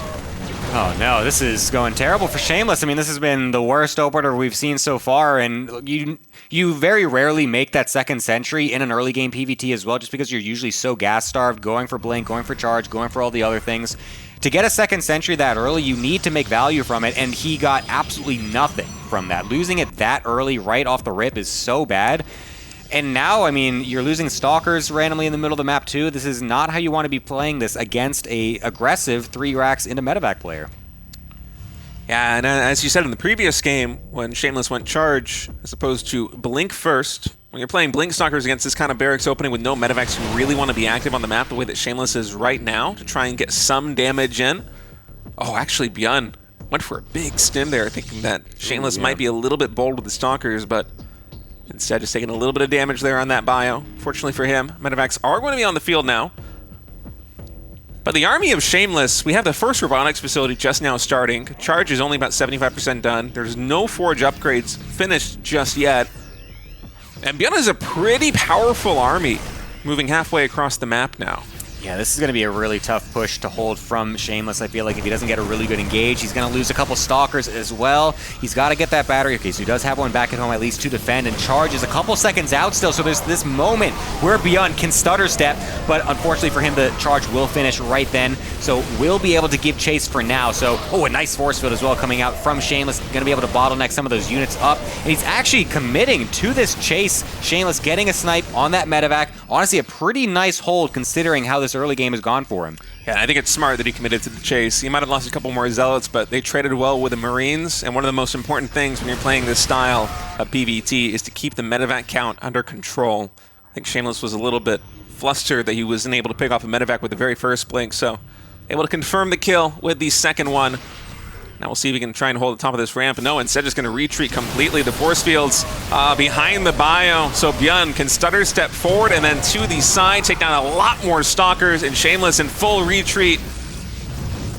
Yeah, that is unfortunately not how you want to do it, as Shameless getting a bit micro-mogged, as they do say nowadays. And is that what they say? That is what they say. The Zoomers do be saying that. More Zealots getting streamlined in as well. Okay. Anyways, there's more Zealots over here as well getting killed off. It is true. Young people, mogged. If you just get absolutely owned, it's outclassed. Micro-mogged? You got mogged, bro. What does mogged even mean? You got absolutely owned. It means you got owned? Yeah, like you're just like outclassing them. It's like diffing someone, you just like like what? Diff. You diff someone, You're just making micro things diff. up? No, this is serious. These are real terms. Am I crazy? You are. You also thought it was called like a La Boo Boo or something back the other that's season. A brand name. I feel like I keep tabs on the English language, Dipped in. You gotta get mobbed? Mogged. Mogged. M-O-G. Yeah, he doesn't know mogged. I don't know if you Apparently guys can I'm not hip. I'm getting diffed right now. You are getting absolutely mogged. You are getting Zoomer language mogged right now, State. I'm sorry. All right. Well, ByuN's about to mog Shameless out of this game as he's pushing into the third base right now. I think the first Colossus is done. Looking at the production tab, Thermal Lance only about halfway finished. Do we have enough here for Shameless to actually hold on? That sentry pretty high in energy. Just gonna be spending on a Guardian Shield for now. Only one force field in the tank. ByuN's dropping into the natural expansion and the main base. Shameless, so far, actually, he's the one doing the mogging. Yeah, no, he's actually defending this very well, surprisingly, with how bad this game is seemingly going for him. He's being able to defend every push very nicely. He's split up his units very nice. He is definitely split mogging ByuN right now. Okay, we gotta stop. Gemini, please. He's got 71 probes, so he's eco-mogging him. All right, Shameless now expanding to the 3 o'clock expansion, fully saturating the minerals. I think he's only on 4 gases, so still playing a relatively low gas style. Should have enough after he starts up some additional forge upgrades to throw down a second robotics facility, but for now, Shameless is just going to be content to churn out these upgrades and even warp in a couple more Stalkers if you see the units lost tab. Oh my god, he's mogging him and the resources lost as well, State. This is crazy. It's quite even. Only a 2K advantage right now for ByuN, which given the faster pace that Shameless has been expanding, I definitely think that's a good trade here for Shameless. As it looks like he's going to be the one getting aggressive. Warp Prism setting up here. How many gateways do we have? 5 Zealots warping in here on the front line. And Shameless getting ready to push into the third. That's a tough angle to attack into, though. Yeah, these Zealots are going to get bottled up right here. Luckily, there's no Widow Mines to get, their nice, juicy shots onto those Zealots, but we'll just force Shameless over to the right-hand side at this point, trying to reposition, get a better spot. The Vikings are going to be very critical, of course, but there's only 4 right now against the 2 Colossus. It's not exactly what you want as ByuN. You definitely want a few more coming on out as Shameless does reposition to this top side, trying to get any sort of poke damage that he can, but ByuN is doing a very good job of staying behind these buildings and make it difficult for Shameless to engage. Yeah, if the Zealots were to charge in, it would be very difficult for them to find the surface area they need, but we'll see. Is Shameless actually going to commit? You can see him engage and then disengage because the connections with the Zealots just aren't there, but I think now ByuN is pushing him a little bit too far. Shameless has to take this fight. The Vikings taking down all the Colossi. Do we have enough Stalkers and Zealots on the ground? It looks like he's doing pretty good for now. I mean, the Bio tried to step forward to try and kill off the Colossi, but the Zealots actually body blocked and stopped that from happening, and he's able to snowball this as well. 22 SCVs getting killed off. The Medevacs have no energy, and things are still getting warped in by that War Prism as well. The Stalker's pretty high on HP, able to micro away. Shameless might be making this upset happen. Yeah, even more Zealots warping in right now. And oddly reminiscent of game number 2. 2-2 upgrades only now finishing here for ByuN, as Shameless is going to win his first series in the RSL. A 2-1 victory over ByuN, and he looked really strong. Yeah, that was just solid play as well. That's that third game. I mean, it looked like things were not going his way, losing those early sentries, losing the early units to the concussive opener.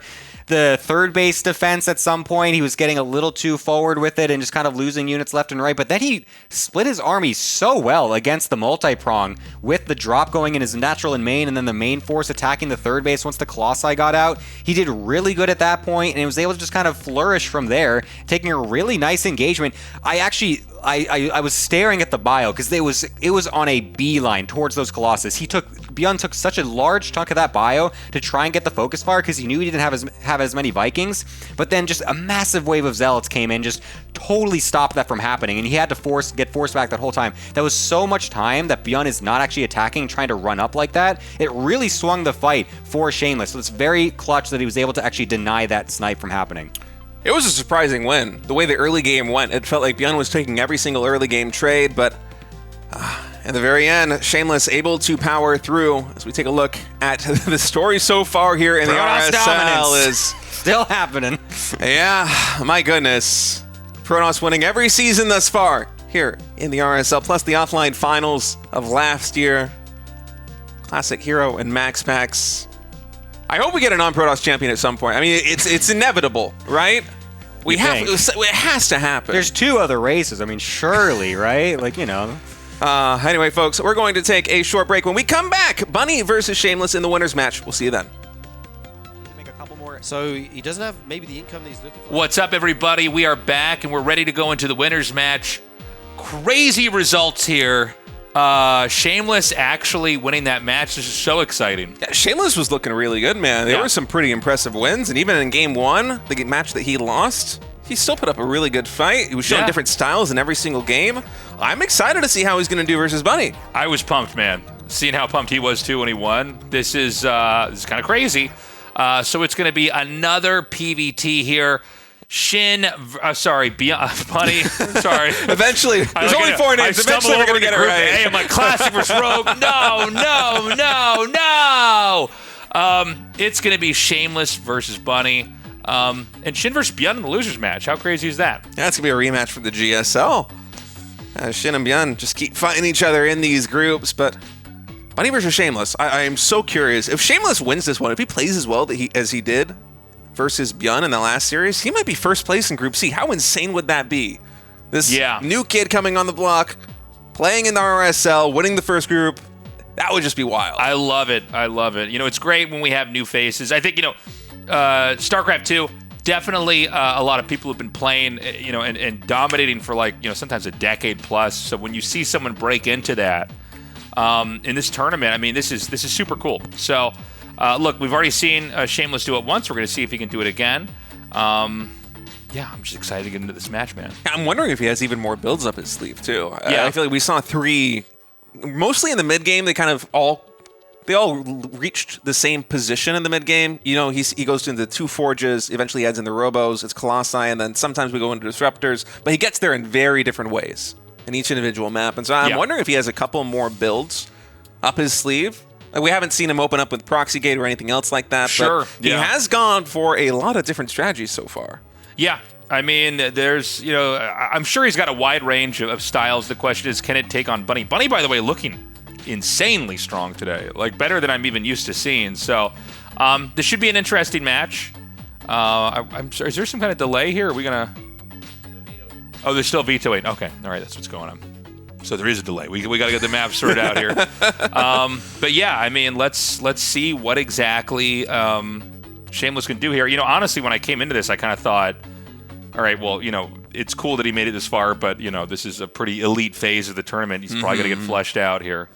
It's been a very strong showing for him so far. As we take a look here at the Season 5 map pool, of course, the Patreon supporters, they voted on the maps. 3 new maps are in: Eternity's Edge, Exarch. Why am I reading these? They're so hard. Rorschach, Yeah, we need less syllables in the maps. We need less words. I immediately regretted my decision to try and read these maps on stream for the first time. That's a dangerous game.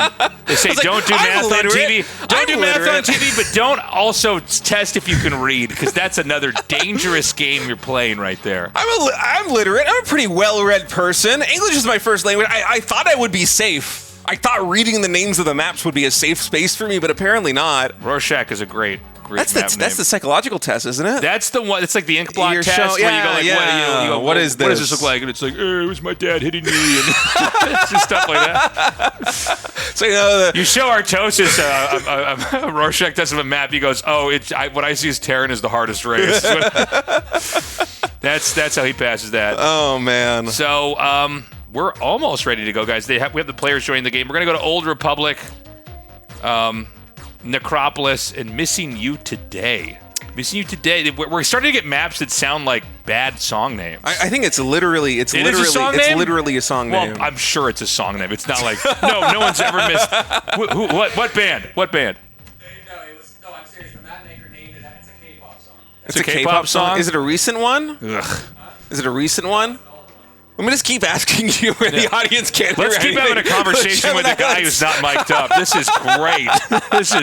All right, folks. Game number 1, winner's match here between Shameless and Bunny. Shameless spawning in the top right, Bunny spawning in the bottom left. Now I kind of want to listen to the song, actually. Now I'm curious if it's good or not. It's like, Opa, Opa, I miss you today. I could probably guess the words, right? Keep going. Opa, Opa, sarong, hey. Oh my God, dropping bars. Here we go. Wow. Wow. It just came to me, man. That's crazy. If that's not a song, it should be soon. It should be. I could probably write some decent K-pop songs here. So, yeah, I mean, let's see what Shameless can do here. I mean, it's crazy because he played really well in that last series, and it was like straight up play. There was no gimmicks, there were no surprises, there was no like, this is a one-off build, if you haven't seen this, you can't stop this. Yeah, it was really aggressive, but it was aggressive in a way that wasn't gimmicky. It was aggressive in a way where if the aggression fails, there is always a transition out of it. And the fact that he hit with different aggressive builds in basically every single game, it's just exciting because it means that he's not intimidated being here on the RSL stage. He's going up versus Bunny, going up versus ByuN, and he's still dealing with these hyper-aggressive styles, trying to get some damage done early with gateways and oracles, with proxy gateways and Zealot Archon. Even when it doesn't work, he's not really losing his footing, too. Yeah. Yeah, so we've got the CC on the low ground, Shameless teching up into the Cybernetic Core with his own fast expand. Let's see if it's going to be that Blink Stalker play or something very different. On this map, I do feel like the 4-gate can be pretty strong, especially when Terran's on this side of the map with the add-ons kind of sticking out. It does seem like it's gotten a little bit popular again here, at least in some of the games that I've casted. It's a couple of spawns to blink into the main base on this one, so we'll see if Shameless is going to go through that, as we're still waiting for Protoss to throw down their first tech structure. Stalker, first unit out of the gateway, not an Adept. Usually see the Adept first, and that actually makes me think it is more likely not going to be Blink.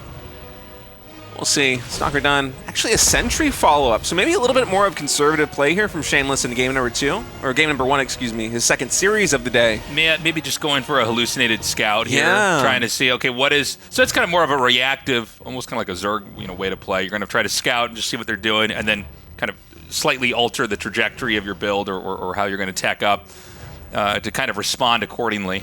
I like him switching things up. This is probably one of the more passive builds that he's opened with so far today in PvT. So Bunny certainly was watching the first series between Shameless and ByuN, was probably taking some good reads on what kind of opening Shameless was going for.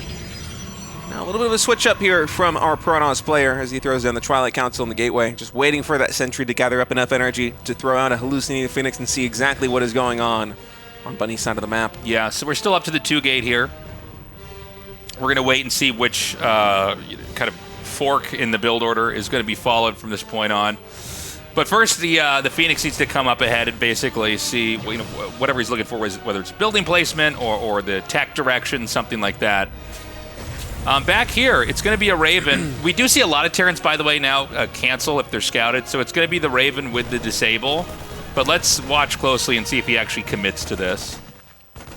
if you do go for the Raven and the disable here, I guess the reality is you look at that, you don't know what's being made in there for the time being. It's not like it's a Stargate, right? Yeah. But he does cancel. He at least cancels the upgrade. Okay. I think you almost always want to cancel that. He like cancels it and he goes for a Banshee and Cloak. And I'm like, well, I don't even know why you do that. Yeah, I think it's a smart move. Protoss players these days, they play very gateway heavy in the early game, and they only usually add Colossus once they're taking the 4th base, or if they're really conservative, maybe after the 3rd base. So there really aren't a lot of targets for Interference Matrix in the early game.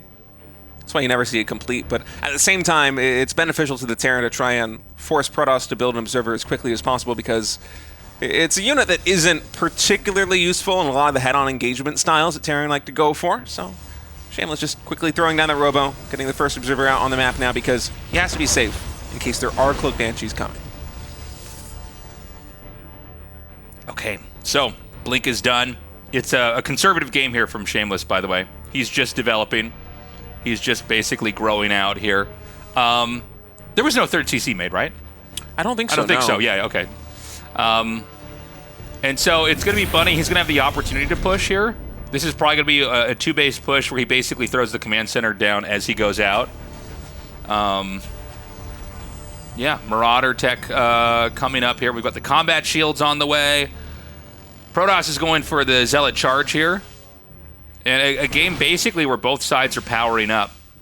Yeah, Shameless, I think, is bracing for impact a little bit because he's expecting some kind of push to come from Bunny. So the Raven's going to drop here the natural expansion. Should be able to get 1 or 2 probes. Actually, just the 1 here. So the Stalker is able to deal with that auto turret. And for Shameless, there's no tech, really. It's just Twilight Council, Blink and Charge, Gateway unit upgrades, and then a ton of gateways. We don't have a Robotics Bay. We don't have any forges. So there's only long-term upgrades. There's no Templar Archives. Yeah, so there's only 2 medevacs with this. So the army's quite big. In some ways, this attack has to work because you're not going to be able to pick all this up and send it home. Remember that Zealot charge is done. There's a bunch of gateways that are going to finish, I think, around when this push hits. Yeah. And this is going to be the moment where we basically figure out where this game's going to go, who's going to be ahead. I think Shameless is all of the pieces that he needs to defend this push effectively. He is not overextended with tech or upgrades at all. Everything that he's invested money in so far, it builds up to helping him deal with a push like this one. And already with 11 Zealots out on the field, I think a warp-in of a ton more, and he's going to be in pretty good position for this fight. Coming in with a flank right now on the rear end. Zealots charging in. It's a full surround right now. Siege tanks focus firing onto these Stalkers, able to clean a lot of them up. And actually with the stim and the medevacs, the Zealots just not finding the damage that they were hoping to get. Oh my god, he's going to be able to, he might be able to win the game with this at this point in time. It just didn't seem like there was quite enough there. Everything was sort of split as it attacked in. It's like the bottom attack hit first and the top attack hit afterwards. I think Shameless is dead. GG. Yeah, that's it. Wow. Bunny taking game number 1. The Bunster. The Bunster, man, he's doing well, and that was kind of a surprising result, especially considering, again, that Shameless, there were no forges, there's no Robotics Bay, everything was pretty much invested to try and hold a push like this one, but... Should he have, like, waited for the Immortal and then attacked maybe after? Or I didn't catch... I don't know if we had a Guardian Shield on the top side. There certainly wasn't one with a flank. That could have helped, certainly. And then also, Bunny was already sieged up once that fight took place. It's like Shameless was trying to catch him unsieged, but Shameless was already in a pretty entrenched position. Yeah, that's true, actually. I don't know. Do you want to try to catch that before it gets there, then? I don't even know if you can. The gateways aren't done yet. I think you would like to buy a little bit more time there at Shameless, especially with a 3-base income compared to the 2-base income there of Bunny with not too many reinforcements for Terran streaming across the map. But Shameless, hard to stop. Yeah, he tried to push it back as soon as he possibly could, and that's going to be Bunny taking game number 1. So Bunny just continuing to look unstoppable so far, 3-0 on the day. Yeah. And he's going to be trying to advance first place in this group. Yeah, he might do it. It seemed like whatever Bunny had planned there, that worked pretty perfectly against Shameless. Shameless also, I think, like I said earlier, like the attack, it's like the bottom part hit first and got cleaned up, then you really have to have the Zealots all kind of hit at once. But even then, honestly, I don't know if it would have worked. Yeah, I think you want to catch Terran when they're aggressing into you. You know, see the ByuN starting to attack the Nexus, and it's a little bit more spread out or something. Everything was just so well protected there.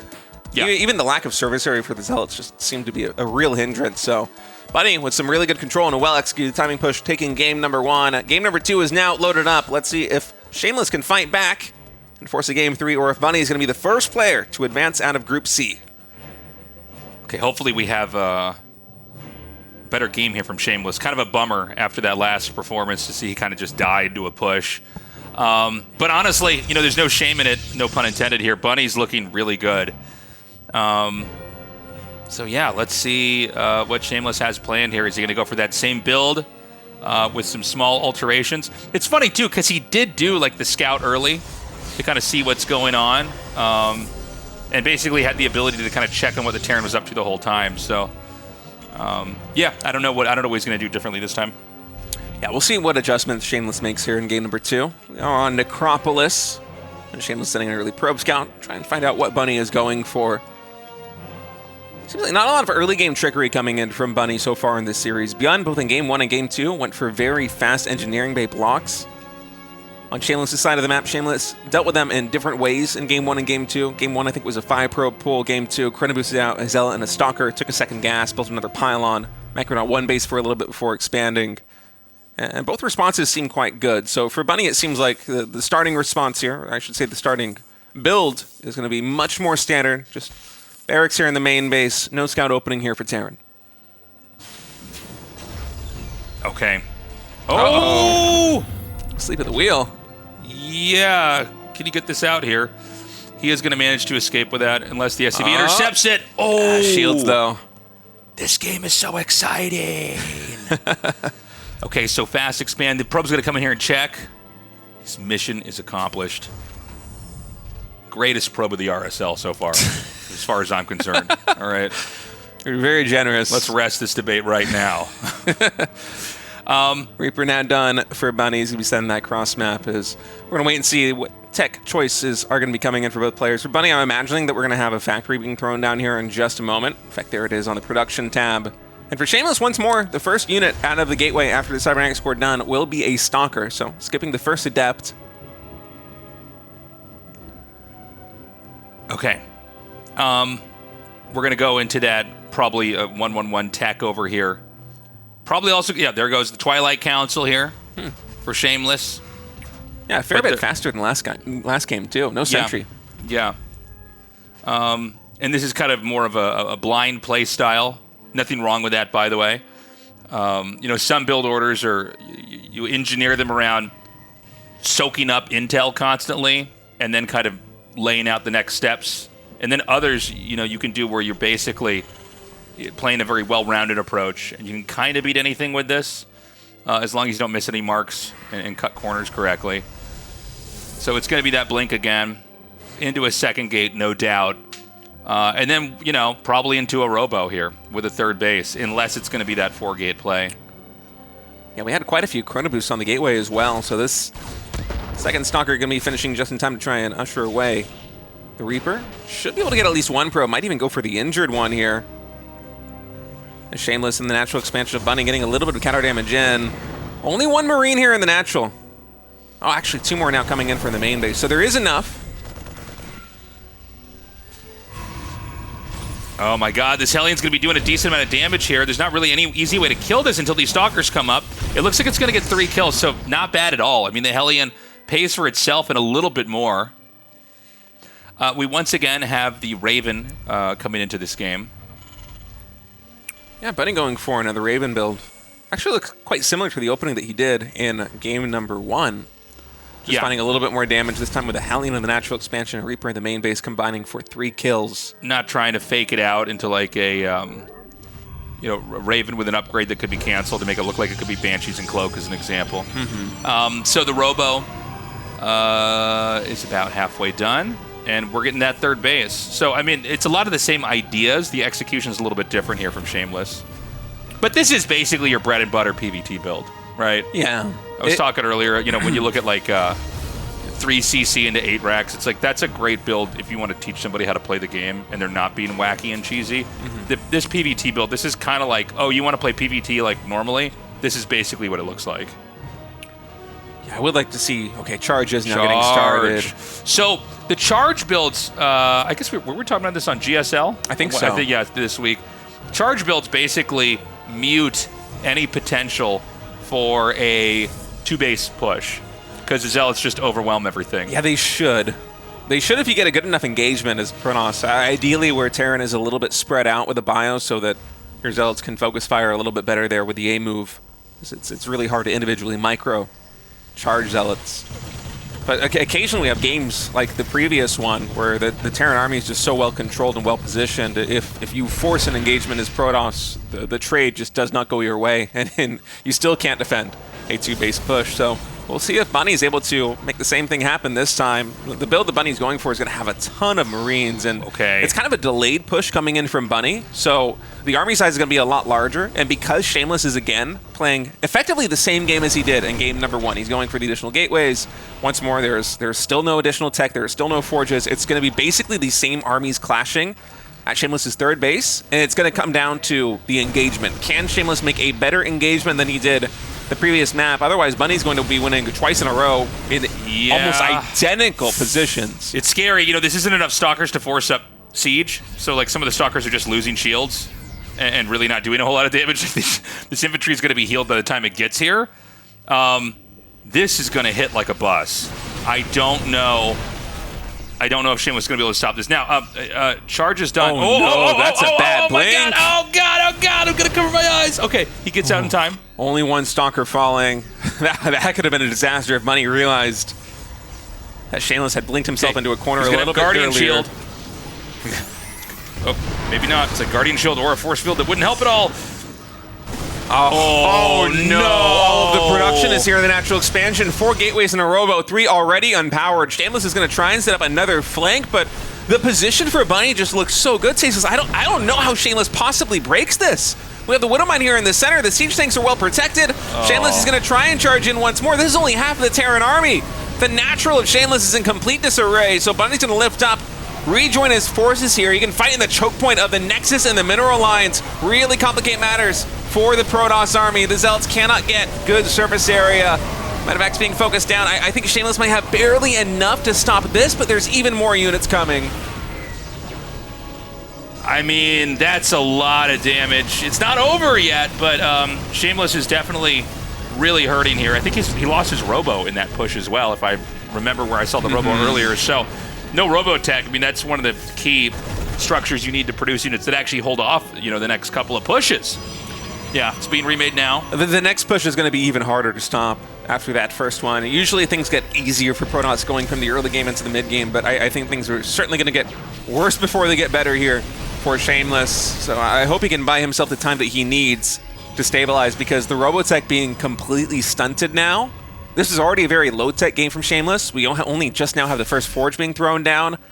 This is a moment where Shameless needs to be getting either Disruptors or Colossus to deal with a massive Terran army that is knocking on the gate, but instead he just has to wait a whole nother minute for the robotics facility to finish up. And I don't think a pure gateway army, Zealot Stalkers, and maybe 1 or 2 sentries will be able to stop this force.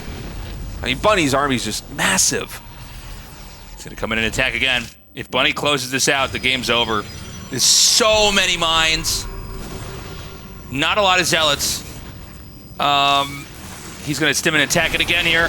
Force Field kind of chops this up a little bit.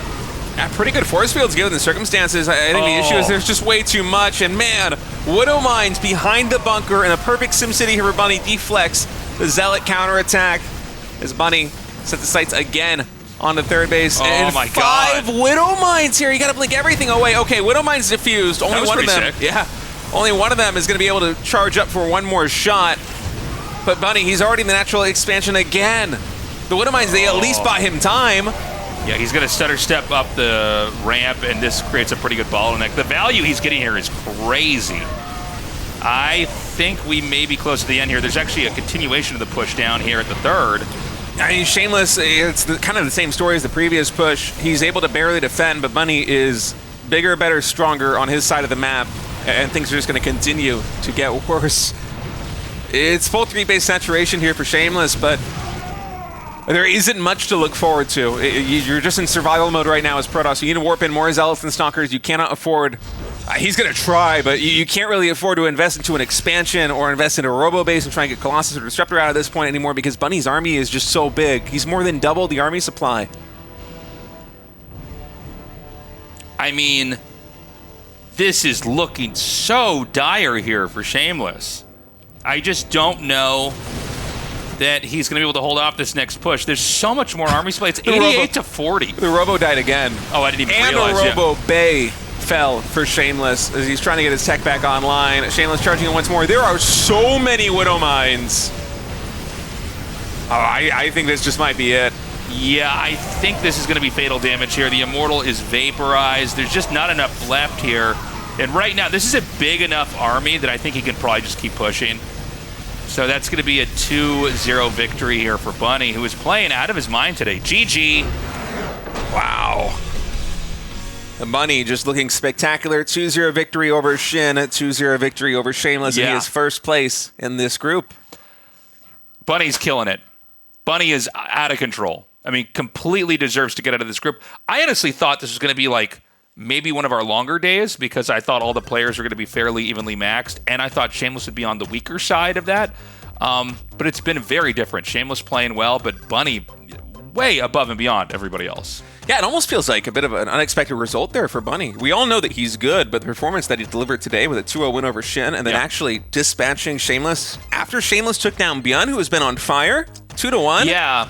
By the way, very straightforward games. Yeah, the Bunny Shameless games. It's like this is the build I do to beat you. I get here, and you know it wasn't like the first push killed him this time, but It may as well have. The first push led into the second push being even stronger, and then by the time the third push is there, it's like you're dead. Yeah, there's a certain threshold that you need to cross on the defense to be able to stabilize the game as Protoss and actually keep it playable. But yeah, unfortunately for Shameless, just wasn't able to do it after that first push. Oh, all right. We got to go to Patreon now. Patreon, guys, we need your support. Consider signing up. Support the RSL. We've come a long way at this tournament. What are we, like 15 months into RSL? Yeah, something like that. Something like that, yeah. So we started this. We're now on season 5. We've done an offline event here in Seoul that was crazy. And, it's all because of you guys, honestly. And Archon Studio, too. To be honest, I'm not going to take anything away from the sponsors here, too, actually. No, but seriously, the support's been incredible. It's been overwhelming. So consider signing up. And if you're not in a position financially to support us, you can always just join as a free member, and we will email you. Yeah. Guys, we're going to take a short break. When we come back, we're going to go to the losers match. We'll see you in a little bit. Hey guys, Tasteless here. I wanted to show you our Terran set for the StarCraft tabletop miniatures game.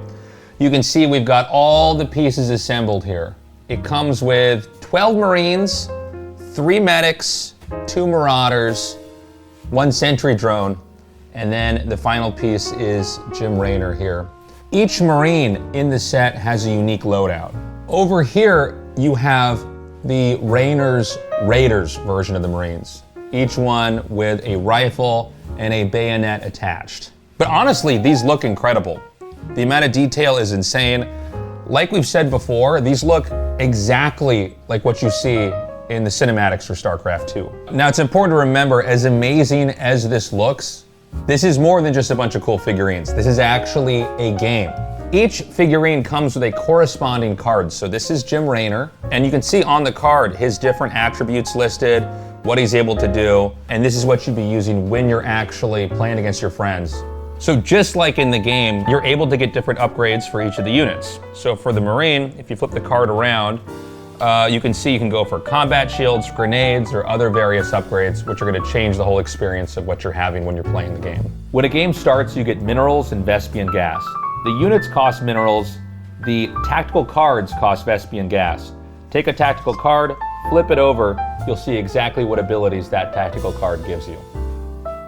In order to get started, go to the StarCraft Tabletop Miniatures game website. There you can find the game rules, but also the army builder. From there, you pick a faction, how many minerals and Vespian gas you get. You spend those minerals and Vespian gas to unlock units and tactical cards. And from there, you're ready to go. For more information, sign up for the newsletter on Archon Studios' StarCraft Tabletop Miniatures game website. Check it out.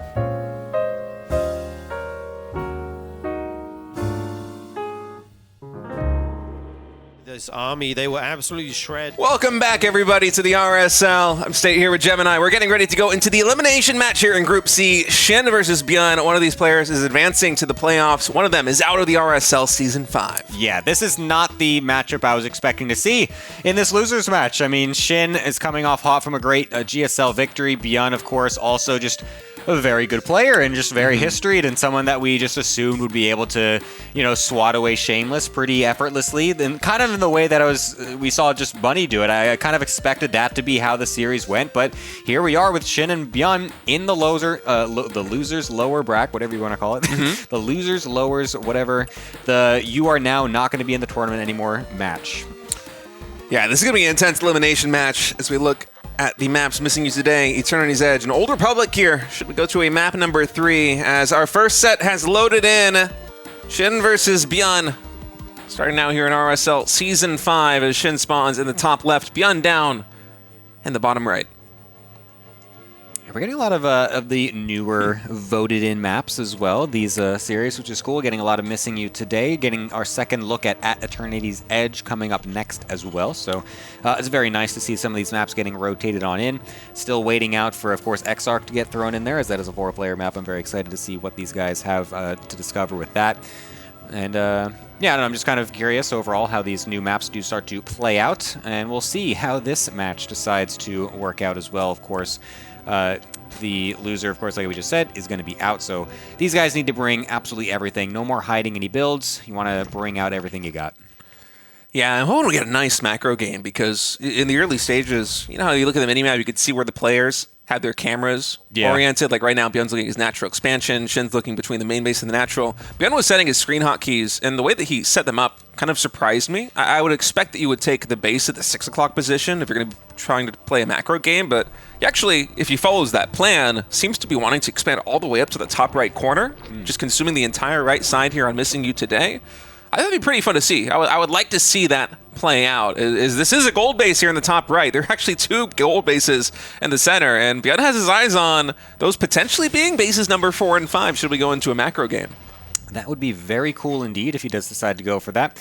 But of course, we'll see if he can even get there. We'll see if what the actual plan is. He's not going to go for any super heavy Reaper aggression or anything like we sometimes see from him. He's not doing that 2 Rex Reaper opener. He's just going to be going for the 1 Rex for now, and then going into most likely the 1-1-1 setup with some Hellions, possibly some Banshees and all that stuff. Just the standard stuff that you normally see out of Terran players. Would not be surprised with that. Although he did kind of, revolutionize the 2-1-1 way back as well, so you could always kind of trickle that in every now and then, something more aggressive like that.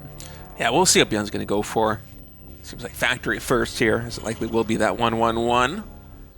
And I'm excited for this game. SHIN and ByuN had some really banger series in the GSL, just long, protracted battles. I want to say like 20 minutes plus on multiple maps, where they were just both fighting relentlessly, and it's always a fun clash between these two. The Reaper's going to try and get the final shot on that Zergling.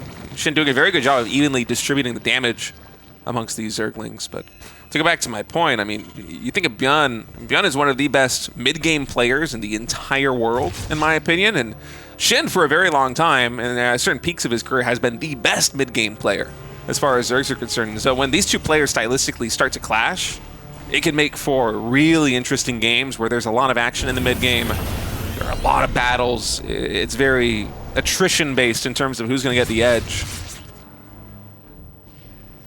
For now, just the Reaper trying to get whatever information it can, just getting dealt with by the Queens there, seeing if it can maybe snipe a creep tumor if it was very lucky, but that would be a very...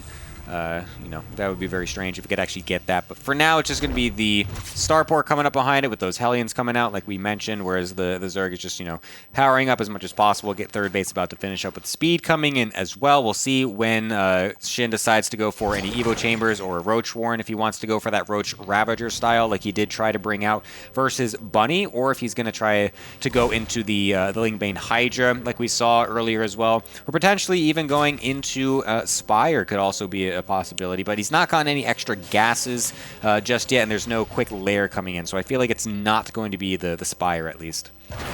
Yeah, and on ByuN's side of things, 3CC into Hellion Banshee, so about as standard as the setup can get here for Terran wanting to play a macro game as you can try and keep control of the creep spread as best he can with the first couple of units, but SHIN being very proactive with these queens.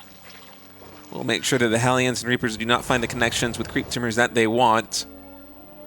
And it's a pretty quiet early game here between these two. Yeah, no one's trying to be super crazy just yet. I mean, this Overlord is going to try to dive deep and get a nice scout off to see what exactly is going on. I like ByuN faking the cloak research by getting the much cheaper interference matrix upgrade and then going to just cancel that once that Overlord does get killed off. So to SHIN's eyes, it looks like it is going to be a Cloak Banshee opener, and he's going to have to account for that. Make sure he has some spores being placed down. Make sure if he went for a lair, then he would have Overseers, but he's not even getting that fast of a lair this game. Really delaying it to make sure he can get that double Evo going as well. So if SHIN is respecting that cloak that he thinks he saw, then he should be getting some spores, and there he does start to throw a few of those down. That's a lot of Hellions right now. We might be looking at a dive either at the natural expansion or the third base, but SHIN getting on top of them with the Zerglings. Will ByuN be able to find the damage? SHIN, he's doing a good job of zoning away these Hellions. The Hellions, once they finally get to the natural expansion, there are only 4 of them left, and it's an instant surround with drones and Zerglings. Are we even going to have one drone fall? Whoa. That was a perfect defense by SHIN. Oh my no drones God. fell versus 8 Hellions and 1 Reaper. I mean, that was just the dream engagement for SHIN. That's insane that he doesn't lose a single drone. I mean, usually you see them try to pull away to make sure they don't lose anything, right? But going for the aggressive pull to make sure he guarantees the surround with the remaining lings that he had left over. And then since the drones and lings are, combined right there, all in that nice circle, it means that there's no splash damage getting done on the drones in the first place. So you don't really lose them as fast. So a great calculation from SHIN, able to defend that very well. Now the double Banshee trying to come on in, and already one of them losing half of its HP before it even gets into the mineral line. I think these 2 Banshees can still take out the Queen, and before that Banshee takes critical damage, but none of it has attack Team Queen! Coming in from the natural expansion, able to clean up one of these Banshees, so now ByuN just going to focus fire as many drones as he can. Will he actually retreat with this? Oh, the transfuse! Oh, second one! Another one! Oh my God. You love to see it, man. I gotta say, this has been a spectacular early game for SHIN. He has lost, I want to say, 1 Queen and 4 drones in total for a million billion Hellions, a Reaper, and 2 Banshees. I mean, this is just the dream. Everything about ByuN's early game in terms of the unit setup is about him getting map control and trying to get some economic damage done at a critical moment in the map when SHIN is trying to saturate all of his bases. And ByuN basically, I was going to say he fumbled it, but actually he didn't. SHIN just dealt with everything so well. I mean, it was just an immaculate defense. You might as well say he mogged him on that defense right there. So. Yeah. I'm still learning how to use this word. I'll get there eventually. That's okay. Well, we're helping you along the way. But yeah, that was a great defense overall from SHIN. But ByuN is not done yet. He's going to still send his units across the map, try and get something done here with this forward push. There's a single tank, only a couple of medevacs and marines here. A couple upgrades finishing just in time for ByuN, so nicely timed in that regard. We'll be able to clear out a lot of this creep, and it is hitting before speed is done for the Banelings. So there is still this moment where possibly ByuN can find a nice engagement versus these speedless Banelings. Yeah, Marines trying to find the connections right now on top of the Banelings. 2 medevacs. Are you going to pick up right now? I feel like he maybe should have. A lot of those Marines getting cleaned up by the Banelings. They will survive for now, but with the siege tanks also falling here for ByuN, it's been a pretty expensive trade. Oh, that 1 tank barely surviving. Yeah, we'll be able to, dislodge the push for now, but there's a second one coming up from ByuN right away as well. He's just going to kind of continue this on. I mean, the first tank there is still pretty low on HP. One of the other ones was also killed off. He's just going to put it right back where it started. So we'll see if this is able to do anything. Speed is done for the Banelings, of course, as well, and it looks like the Hydras and Lings in position, but actually don't kill the tank. Thankfully, the Marines are there and will be able to keep it alive, but only for a little bit longer as the Banelings do finally finish on up, and we'll be able to force this away. That one other tank anchoring is, again, very low, so this is really not the best anchoring position. If we can just get a few units over there from SHIN, we'll be able to tap that away, and now sets up for the flank as well. These Hydralisks make sure the medevacs go up to the north side. I'm loving this style by SHIN with the macro hatch in the main base too. I mean, this is such a larva-intensive approach. And oh no, ByuN, he's not watching the mini-map right now. Boost comes off cooldown. One of these medevacs will go down. It's not one of the full medevacs, so there's that silver lining here for ByuN, but SHIN just absolutely on top of everything. this Hydralisk Lingbane style with the macro hatchery in the main base. So we're playing off of 6 hatcheries right now. It's a lot of fun to watch. Some nice micro there from ByuN, being able to snipe down a few of those banelings as they come on in. We'll be able to get quite a few, actually. SHIN is setting himself up for a Ling counterattack as well. But a lot of banelings used for that, but honestly, pretty good micro from ByuN. So not the craziest thing overall, but a couple of units trying to clear out some creep, but that just means SHIN can go over to the right-hand side. There's not that much here, except for a few tanks. ByuN maybe not expecting SHIN to come here with his full army as the banelings also connecting with every single SCV at that expansion, forcing the CC to lift as well. That's a massive blow to ByuN's economy. And just look at the mini-map right now. There are Zerglings streaming in from absolutely everywhere. Now they are rejoining with the forces here in front of ByuN's natural expansion. I think this army might just be a little bit too big. GG? Yeah, that's it. SHIN taking game number 1. Oh, that was a fun style. The 6 hatches, the macro hatch in the main base meant that he could have a lot more drones and a lot more Lings up earlier than you'd expect. That was such a swarmy style of Zerg. That was so much fun to watch. Yeah, a great style from SHIN. I mean, that all stems back to that incredible defense of the Hellion pressure, getting the perfect surround with the drones and the Lings, making it just completely invaluable there for ByuN in the early game. And then is able to just catapult from there. I mean, just the perfect style, the perfect response, and just great engagements overall every single time. Being very patient with the Baneling speed, not being quite done yet as well, just making sure that he actually waits for that before just kind of suiciding the Banelings forward, and then just able to dislodge all the tank positions. Just really well done. And I feel like SHIN played the perfect composition too after the early game start that he got, because he knows that ByuN wants to be really aggressive. He knows that ByuN is going to be attacking constantly. And so he's not trying to rush ultras out too quickly. He's not trying to gamble with anything early like that with greed. Instead, he plays really one of the most powerful compositions that you can if you have any sort of early game lead. He goes for Hydraling Bane, which is an excellent fighting composition. And you could see ByuN just continue to put himself into a good position to try and start attacking into the 3rd base or into the 4th base of SHIN, but everything just falls apart time and time again because there is so much, you know? The extra larva, especially with the macro hatch in the main base, really proving to be enough there for SHIN. And now it is match point. Will ByuN be able to fight back, or will SHIN close this one out with a 2-0? Yes, we're going on to At Eternity's Edge, one of our newly voted in maps here for Season 5 of the RSL. So we'll see if ByuN can fight back on this map or if he's going to be bowing on out. And then SHIN will be playing against Shameless in the final Deciders match in just a little bit after this. Or maybe we can go into a 3rd game here in this one, as we're getting a nice little map preview here from our wonderful observer Mapu, seeing exactly how this map is laid on out. Lots of bases on every which way, and some pretty, logical, expansion patterns overall to get to these middle positions as well. Even a gold base in there.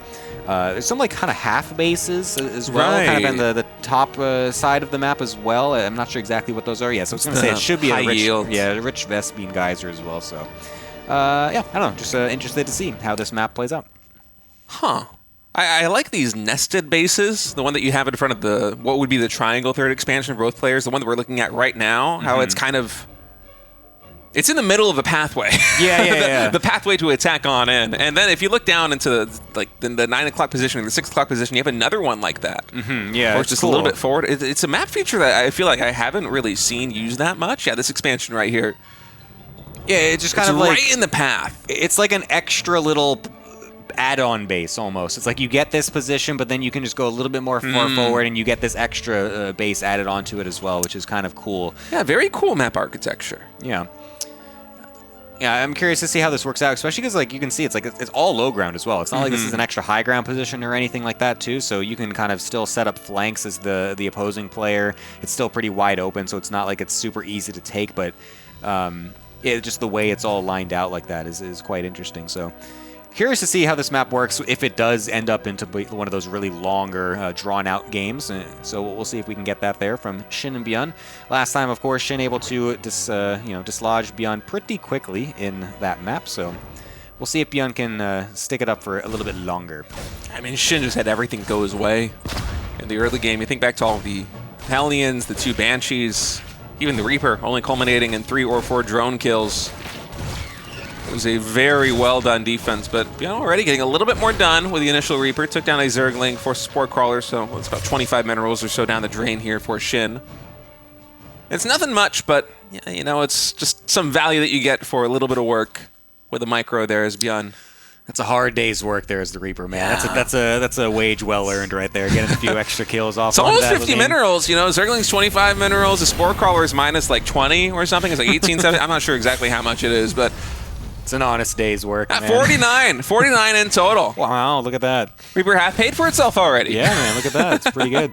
Not too shabby as he's still trying to find more as he pokes away at the queens at the front. Yeah. Will be forced away, of course, for now as there's not much else for him to do. But yeah, we're going to be going into the Hellions and the Starport yet again from ByuN. Nothing crazy, nothing unexpected there. We'll see how aggressive he wants to be. Of course, last game he went very aggressive with the 8 Hellions and got absolutely nothing. This time, definitely wanting to try to get something more than that. And we'll see if he wants to continue with that 6, that 8 like last time, or if he might try to dial it down back to 6 a little bit, just to be a little less greedy on that regard.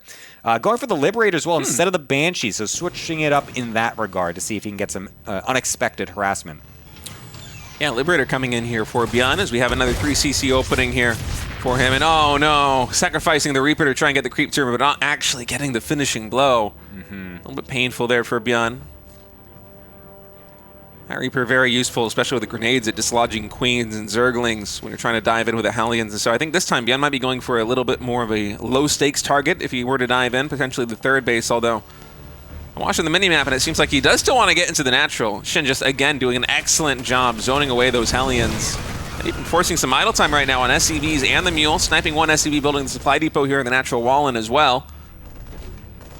And SHIN's early game has just been so spectacular, even with this Overlord spotting the Liberator. He has a very good picture of what is going on. Yeah, generally the Liberator is something you don't see as much just because it's not as... You don't normally find as much value with it. The Banshees are much... it's much better to roam with them. You can kind of find damage elsewhere. And of course they can attack ground structures, so you can always kind of harass like a building 4th base or something like that. You can chase things down with them. The Liberator is just forced to be sitting there, so you kind of bring it out hoping to surprise the Zerg because it's not something as common. Nice block with that double queen, making sure these Hellions have to run away as well. So the fact that SHIN knows that this Liberator's here in the first place, right from the spawn, is going to make it so impossible to find anything. And you can see all these queens in position, almost able to kill it right out. The Spore Crawler helping out as well. This is just, again, a great opener from SHIN. Yeah, Roachborn was thrown down by SHIN, although I don't know if we have many roaches on the map just yet. And now he's going for double evolution chamber as well as a lair, just continuing to drone on up. ByuN on his side of the map finally has taken that 3rd base on the low ground, so we'll begin saturating that expansion as he continues to power up with 1-1 upgrades, additional barracks also coming in. As ByuN's been very active on the map thus far, but hasn't really been able to find much value for the activity that he's invested in. Total just 5 Zerglings falling, 1 Overlord, of course, to the scouting, or the scouting Overlord fell to the Liberator earlier on. But a lot of investment from ByuN. Yeah, nothing really much to say for it, unfortunately, as the Hellions continue to try to lurk. At least he hasn't just suicided them for nothing. There's still potential to find something a little bit later. It's still able to clear some creep here and there. It's always difficult, maybe, as the Zerg player, if you're kind of past the initial Hellion phase. You don't maybe expect them to just randomly hit a base while, you know, some Marines are hitting on the left side or something like that, and it can kind of catch you off guard. So you still have to keep tabs on where this is coming from as SHIN, so that could always come into play a little bit later. But it's going to be a large Roach commitment from SHIN as well, going back to that Roach Ravager style that he did try against Bunny earlier today. So we'll see if this is going to be able to do well against ByuN as well. The bio on the right-hand side will be starting to set this up with the Hellions going on the left-hand side as well. Yeah, ByuN coming now. See if there's any drones over here at this expansion. None just yet, but he can isolate a pack of 5 roaches and pick one off. So nice little move right there. And these Zerglings looking for the surround on these Hellions. Will they be able to get it? No. Okay. Armory is done, by the way, so ByuN could turn these into Hellbats if he wanted to. I was thinking that he might use them in a dedicated push at the front, because that is one way you can actually get some more value out of these Hellions. But unfortunately, against the Roach composition, wouldn't really do it. And by the way, SHIN going for a Nidus network, so might be a little bit of Roach Ravager action here in the main base, right by the concert. Oh my god! Look at the Labubus. shut up. But no, the line of sight blockers on the right-hand side, this is so cool that ByuN actually realized that that's there as well and knows that that's a possibility. So SHIN, of course, was looking to hopefully get a Nidus in that position. Unfortunately, won't be able to unless ByuN completely disregards it. Well, I think there might actually be a blind spot just to the south of that supply depot on the other end, but no, SHIN just going to drop it right here behind the line of sight blocker anyway. ByuN does spot this, so we'll be able to take it down with SCVs, but the Roach Ravager attack continuing here on the front. Even the Zergling's coming in to get a flank. Every siege tank falls. Oh my goodness. SHIN just did a judo flip over at ByuN. ByuN completely lost his third base. The entire army is gone. He has to reinforce now from the main. Another Nidus Swarm about to pop in the main base, though. ByuN had to bring the forces to the front line to defend, and now this Nidus very close to finishing. It was all a bait in the beginning as well. All those units were forced to respond to the Nidus, but really the attack was happening at the front. Able to crush that forward position is SHIN. And now, sure, he's got a couple roaches in the main base, but that's not even really a big deal at this point. The play has been defended at this point, so he's still going to be able to just reinforce from the front with this Nidus Swarm, continue this aggression, trying to snowball it to make sure he can actually go away with a 2-0 here. Yeah, SHIN pushing forward once more. There are so many Roaches and Ravagers. The ByuN take down the first siege tank. ByuNs are going to take down the second siege tank soon enough as well, as SHIN is able to blast his way into the natural expansion here for ByuN. And the Marines, they're just not enough in number. And that is SHIN taking a 2-0 win here in the elimination match. He is going to move on to face Shameless in the final match of the day. Oh, that was a deadly, deadly push. Yeah, man, I mean, it just hit like a truck. Like, I don't even think ByuN realized exactly how much was coming his way right there. I mean, the Nidus in the main base pulling away a decent group of Marines would have been nice to have in the fight as well, but then that Ling flank around onto the tanks at the back line was really nice. The SCVs trying to get in the fray, but not able to really do anything. Biles getting thrown down onto all that clumped up units right there, so just a perfectly executed engagement from SHIN, and honestly a perfectly executed series. Like, I felt like he was at no point under any threat whatsoever from ByuN. A total flip from how that first series versus Bunny went. Yeah, ByuN is so good at usually finding these little edges in the early game with his micro, but it felt like that just did not happen either in game 1 or in game 2, and in both games SHIN carried the momentum of really a perfect defense in the early game. You know, an even more impressive one in game 1, considering all the Hellions that dove in and the Banshees that try to find damage. And then in the mid game, he converts them in two very different ways, but it's just fun to see the range that he has in game number 2. 66 drones, just perfect 3-base saturation, and then full pedal throttle, Roaches, Ravagers, Nidus Network in the main base.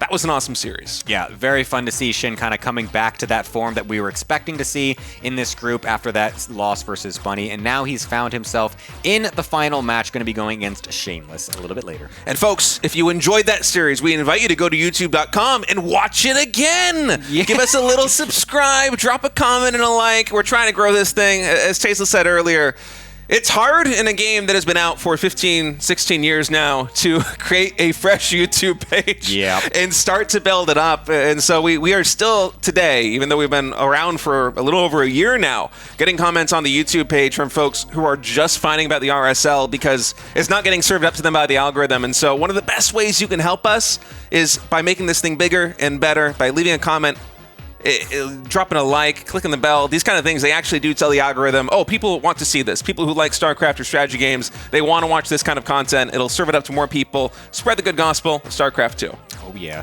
We're going to go to a short little break. More RSL coming up after this. It's going to be the final match of the day. You don't want to miss it. Hellions and the Banshee did so well last game. Hello, everybody. We're back, and we're ready to go into the final match of the night. This is going to be SHIN versus Shameless. Yes, indeed. SHIN versus Shameless going to be coming on up. We've already seen Shameless do pretty well in the PvT matchup. Sure, he kind of got bopped by Bunny in that other one, but did very well versus ByuN. Now we get to see how he's doing against Zerg. Yeah, I mean, SHIN's been playing very well. I think it's going to be a very, very tough match for him. He had a bit of a disappointing performance in the winners match. I don't know. I mean, it kind of... I guess no shame in it, but, you know, just died to the push. Yeah. Right? I mean, wasn't able to stop it. We didn't go to a further game. So, yeah, let's see how he does here against SHIN. Obviously, a matchup I have not cast him in yet. Yeah. So we'll see exactly how Shameless is going to be doing here in this one. It's going to be Celestial Enclave coming up first, and then Old Republic, and then Missing You today. So let's get started into our final best of 3 of the day to see who our last player going to the playoffs is going to be. All right. Into the match we go. Shameless here in the bottom left, SHIN in the top right. And, yeah, I mean, look, I'm kind of rooting for Shameless here. I can't hide it. You know, I mean, it's, I think SHIN is, you know, obviously a much more likely player to advance here, but it's great to have new faces. You know, a lot of the stuff I cast, I don't get that many new players here. Exactly. You know, yeah. I mean, and, you know, so it's a real treat for me to see a different play style, to see someone new and younger. You know, I don't think we're all going to be stopping playing StarCraft anytime soon, right? It just seems like this is our game, you know? Yeah. But it's great when you see new people show up and they can bring their styles and their ideas to it. And Shameless is our guy for that. Absolutely. And we have, interestingly enough, from SHIN as well, a drone getting sent to the right-hand side of the map. Not something you see every day. So what is this going to be? It looks like it's going to be sent right in for a proxy hatchery as well. So SHIN going to be coming out with something very interesting, very aggressive here to mess with Shameless's build at the very least, and potentially even try to do even more if he wants to be more committed. But it looks like he doesn't have a spawning pool going down back at home or anything, so it looks like this is just going to be a delay play from SHIN. This really bothers me it's not placed right. I know he's not going to mind for that, but this really, like, I just look at that and I'm like, oh, it makes my skin crawl. Yeah, it's OCD people, you know, put your eyes away. Don't look at this natural right here. But yeah, it's just going to be to delay this natural for as long as possible, make it difficult for Shameless to know exactly what to do. And you know, it could really mess with your build order as the Protoss player, just because, you know, you're not expecting a hatchery just to get thrown down into your natural like this. Your timings get all messed up, of course. You know, you're going to have to make an earlier pylon as well, so that's going to kind of mess up with things.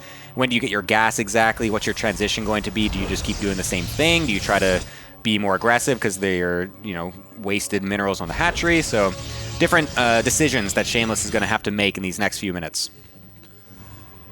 Yeah, so this has been, excuse me, this has been used a decent amount here by SHIN. It's one of the ways he prefers to kind of approach it. I don't really feel like I fully understand the hatch block and what that forces Protoss to be delayed in so much. I'm very interested in how the game pans out. Like, for instance, from SHIN's perspective, does he want to just, like, kind of play normally from here on out, and he's just further ahead? Is that how it maths out, or does this set up for a timing attack, or both ideas possible? Yeah, actually, nice surround here by the Lings. We'll be able to kill off that Zealot for free, basically. The Adept's still here, though. We'll be able to, you know, push these away for now. But the idea generally is that, yeah, you're trying to just kind of delay them and kind of make their build a little bit wacky and maybe be mistimed a little bit, and then you just full-on macro behind it. You go for the 3 hatches anyways. You're not going for any super crazy early gas or anything like that, so you can still kind of power out a lot of drones as if you're kind of playing normally. So it is to try to play basically the macro style.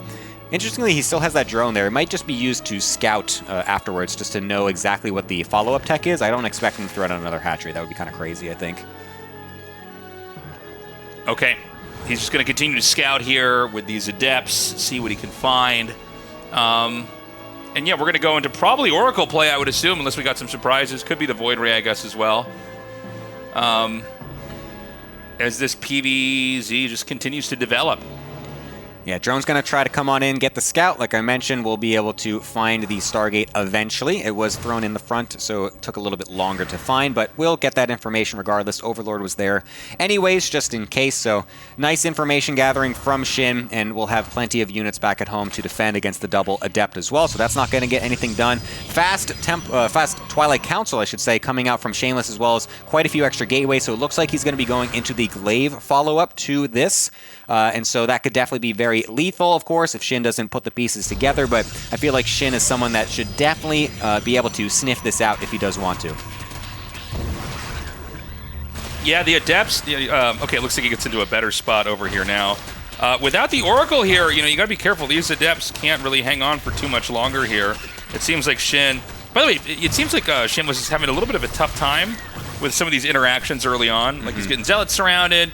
losing the Adepts. Obviously, it's most important he just doesn't lose the base, right? I mean, I guess you could be forgiven for dropping the Adepts, but seems to be, maybe not as coordinated here at the start. He is going to go for a Glaives timing here. Obviously, it's a little bit unfortunate you dropped the 2 Adepts there. Yeah. When defending. Not the end of the world, but, obviously you're going to go for Glaives. You want to have as many Adepts as possible. Yeah, it is really annoying when you do kind of lose those. It does kind of just limit how much you can do with the follow-up push. And this Overlord going deep will be able to see the Twilight Council researching, sees 1 extra gateway, doesn't see anything insanely conclusive from that. That just looks kind of normal, especially since there was the Stargate at the wall as well. So there's probably going to be a 2nd gateway at least. So I don't think SHIN can put the pieces together just yet, as a couple Oracles will be able to get 4 drone kills and actually make it out. Very nice. 1 HP exactly. So crazy. Close. Lings and Roaches are being made here, and he's actually going up to 7 Roaches. Now, I don't know that he knows that the Glaives was made, but he's going to be ready for it.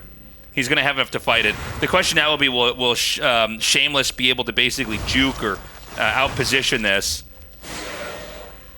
Yeah, here come the Adepts right now. They're going to try to make their way into the natural, as there are quite a few Roaches in wait right there. We'll try to target down a few of these drones as quickly as he can, and then try to reposition elsewhere, but there's still so much here from SHIN. Was able to get quite a few units to be able to react to this for now, and it looks like it's only going to be about 8 to 10 drones getting killed off. It's not going to be a crazy amount. As the Adepts all get killed off. There were no follow-up ones either. Sometimes you see some Protoss players throw in an additional round a little bit later as the first wave goes into the main base, then you have the second wave come into the third base, but it did not try to go for that either, so it's just going to be 9 drones in total. It's okay, but you're kind of looking for a little bit more as the Protoss, I would say. Yeah, how many drones would you want to kill to make that successful? You really want to get 12, 15, yeah, and then you're feeling pretty good. If you get upwards of 20 more, you're just like, oh, okay, I can just win the game now. Yeah. That's when they're so crippled you can kind of do whatever you want. SHIN went for a Spire after this. Yeah. Which is interesting. I did not see the Spire tech in the cards, to be honest. And I don't know that Shameless is going to be ready for this either. Now, fortunately for him, he's already going for Stalkers, so he's gone into that Stalker Blink style with the Oracles, and this is great for pushing and pressuring. But, if you get enough Lings and Mutas, you're just going to run over Stalkers. The Blink really doesn't go that far.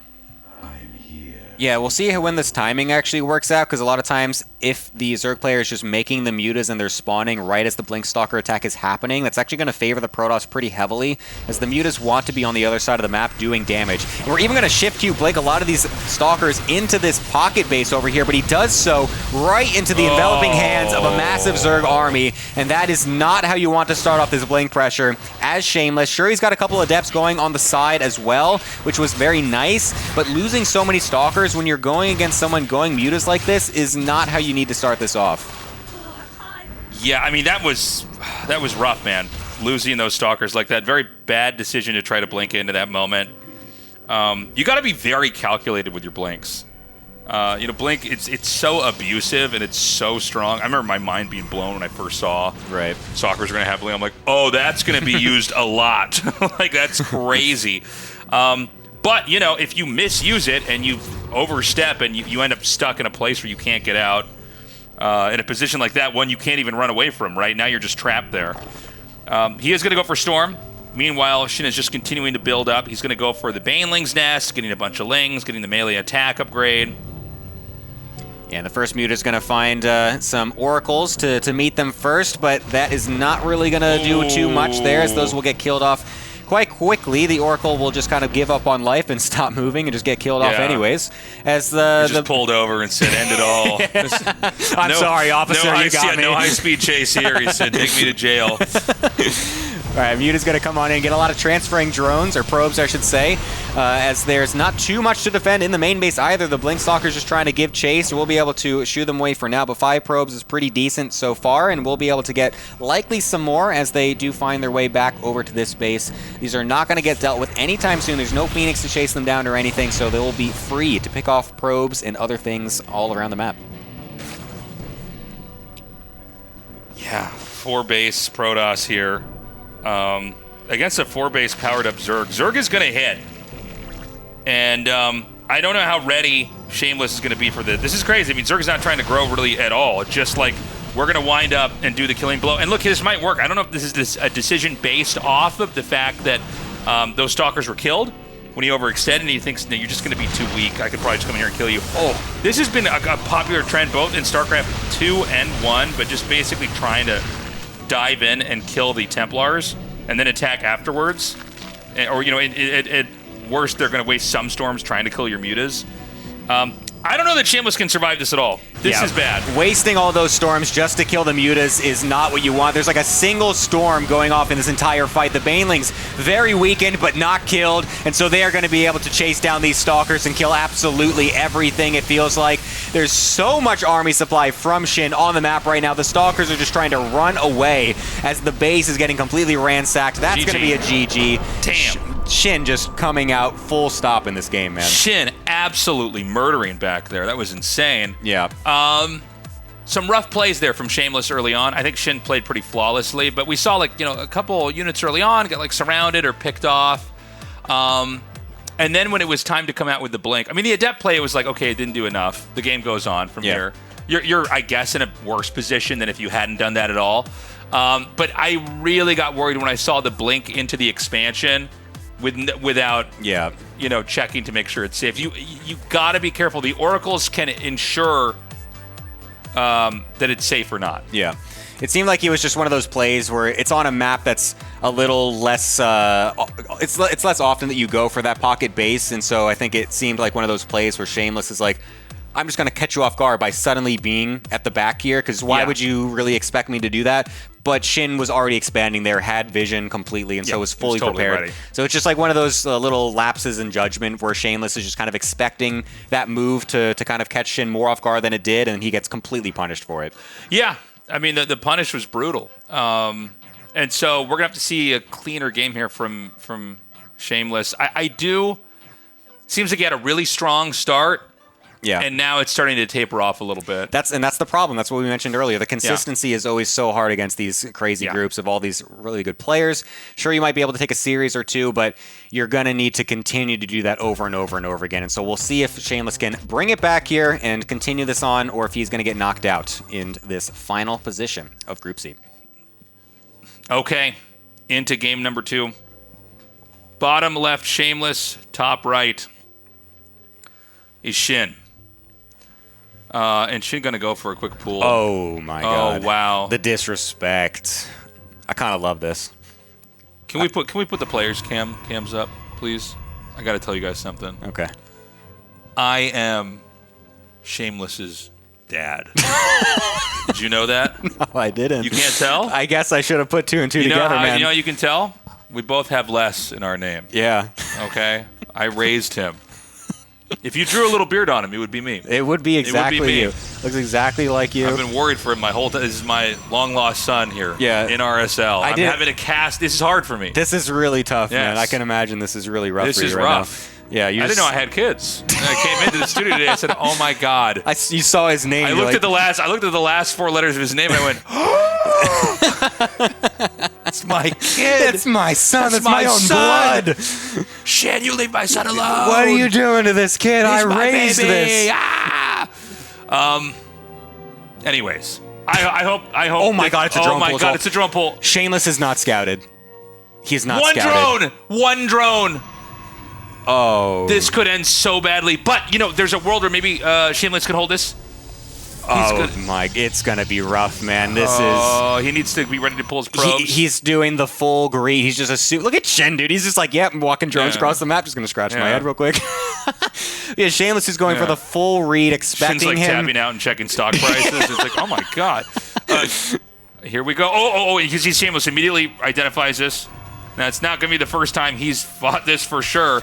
But this is hard, especially when the pressure's on. We saw, okay, he's not down to the pylon yet. Oh, the pylon's going to get powered. Oh, God. Yeah, I mean, he just has to abandon the natural. What can you do against that? There's just no chance that he could actually defend against that. It's going to be only probes and trying to get a couple shield batteries up to be able to defend. Going to be able to mineral walk through here, trying to get the probe drills to get the good engagement. He's just going to walk through everything. Unfortunately, unable to take any good engagement. Tries to get these shield batteries up. This is looking absolutely absolutely hopeless for Shameless. Yeah, I think he's going to damage down the battery before it can finish. Oh, my God.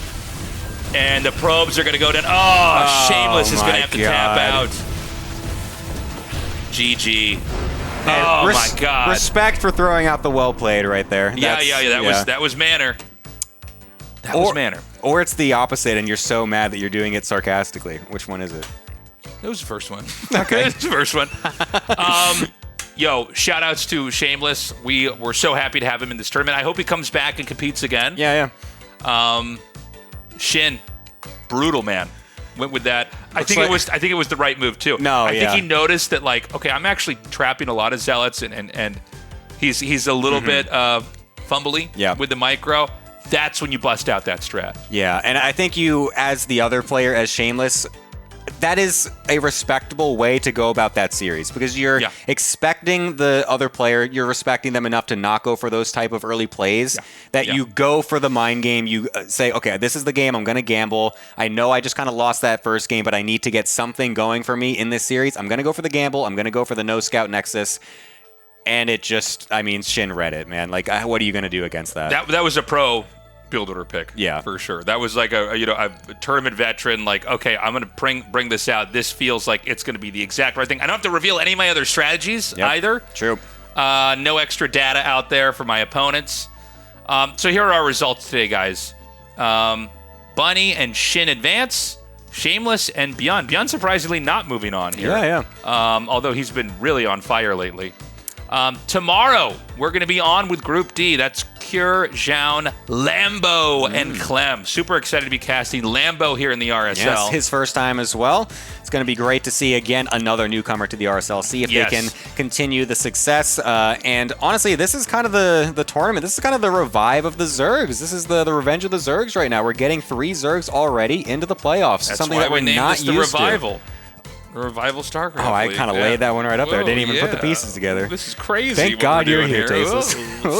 Guys, here's our schedule. GSL's going on at the same time, so we are almost through this week. Next week, GSL is off because the finals is going to be happening on Sunday, and so what we did, so there's no schedule conflict, because unfortunately we can't clone Tastelesses yet. But eventually we're going to have that technology. That would be sick, man. And you're going to be gone. It's just going to be nothing but a bunch of Tastelesses here. Oh, God. Tasteless and his clone army casting everything. Just Tasteless and Tasteless riffing off each other about each other random are shit. Hilarious. So we had to move this over by one. So we're going to be doing a Friday broadcast. That starts at the same time. So if you watched here now, just come join us on Friday. Friday, Saturday, and then Sunday we'll have the GSL finals. And then the next season of GSL starts up immediately. We're going to be back into that. Also, on the final weekend of the month is going to be our final 2 days of RSL. Those are longer broadcasts. We've squished the tournament together to make it a little bit more hype, a little bit more epic. Yes. So tune in early for that. Something else more epic, of course, is Archon Studio coming back yet again as our official partner for RSL Season 5. All of their stuff looks awesome. Go ahead, please check them out. They've done some great stuff. There's a couple of videos getting posted on YouTube here and there from the tabletop players and whatnot. They're showing how the game actually works. They're doing some battle reports and playthroughs, and it looks very fun. I'm very excited to actually try to actually play a game over here. Very curious to see how it plays out, but it looks great. It looks awesome, and it's great to have them here. Honestly, if you're a fan of StarCraft, this is like, you have to get this. It is so cool. They did totally live up to the standard of what I would want as a StarCraft fan for the way it looks. I mean, it's like right out of the cinematics. So we really appreciate Archon Studio. They've got a bunch of other great products on their website you should check out. Patreon.com. Guys, you thought Shameless was playing in the tournament. Shameless shows up when Tasteless promotes the Patreon. Guys, we need your support. Consider joining our mission here to have regular StarCraft 2 content that is well produced, that we can play out over a period of time. Sometimes we have these tournaments, over a weekend that are great, that are awesome, and those are important. And our scene needs that. But we wanted to have something kind of like what I grew up on. I grew up on watching the OSL and MSL way back when I was a little nerd. Yes. And what was nice is just you could tune in and watch that over weeks and weeks. Right. It was like watching a TV drama unfold. So we kind of wanted to do that here. But in order to do it, we need your support. So consider signing up for a tier that makes sense for you. And of course, join our YouTube, our little tiny baby YouTube. It's it's me, the RSL YouTube. One day I'll grow into a big, strong YouTube, though. Only if you subscribe. Please give me a little baby water. I'm a baby. I need the milk. Please give me some subscribers. I need your milk, please. I realized how weird that sounded after I said it. All right, you heard him. Get your teat out and give it to YouTube. If you don't, you got to at least give it formula. We've gone down a weird road here. We need to grow our YouTube into a big, strong adult YouTube. Yes, okay? please. And the only way to do it is to subscribe and like the videos. We want to graduate from baby formula to alcohol. Please give us let our YouTube grow into a beautiful young adult. That's right. So support RSL on YouTube. We stream on there as well. We stream everywhere. Yeah, man. So yeah, we're gonna grow that slowly over time. Guys, that's all the time we have. We love you. Thank you so much for joining us, and we will see you tomorrow. Bye-bye.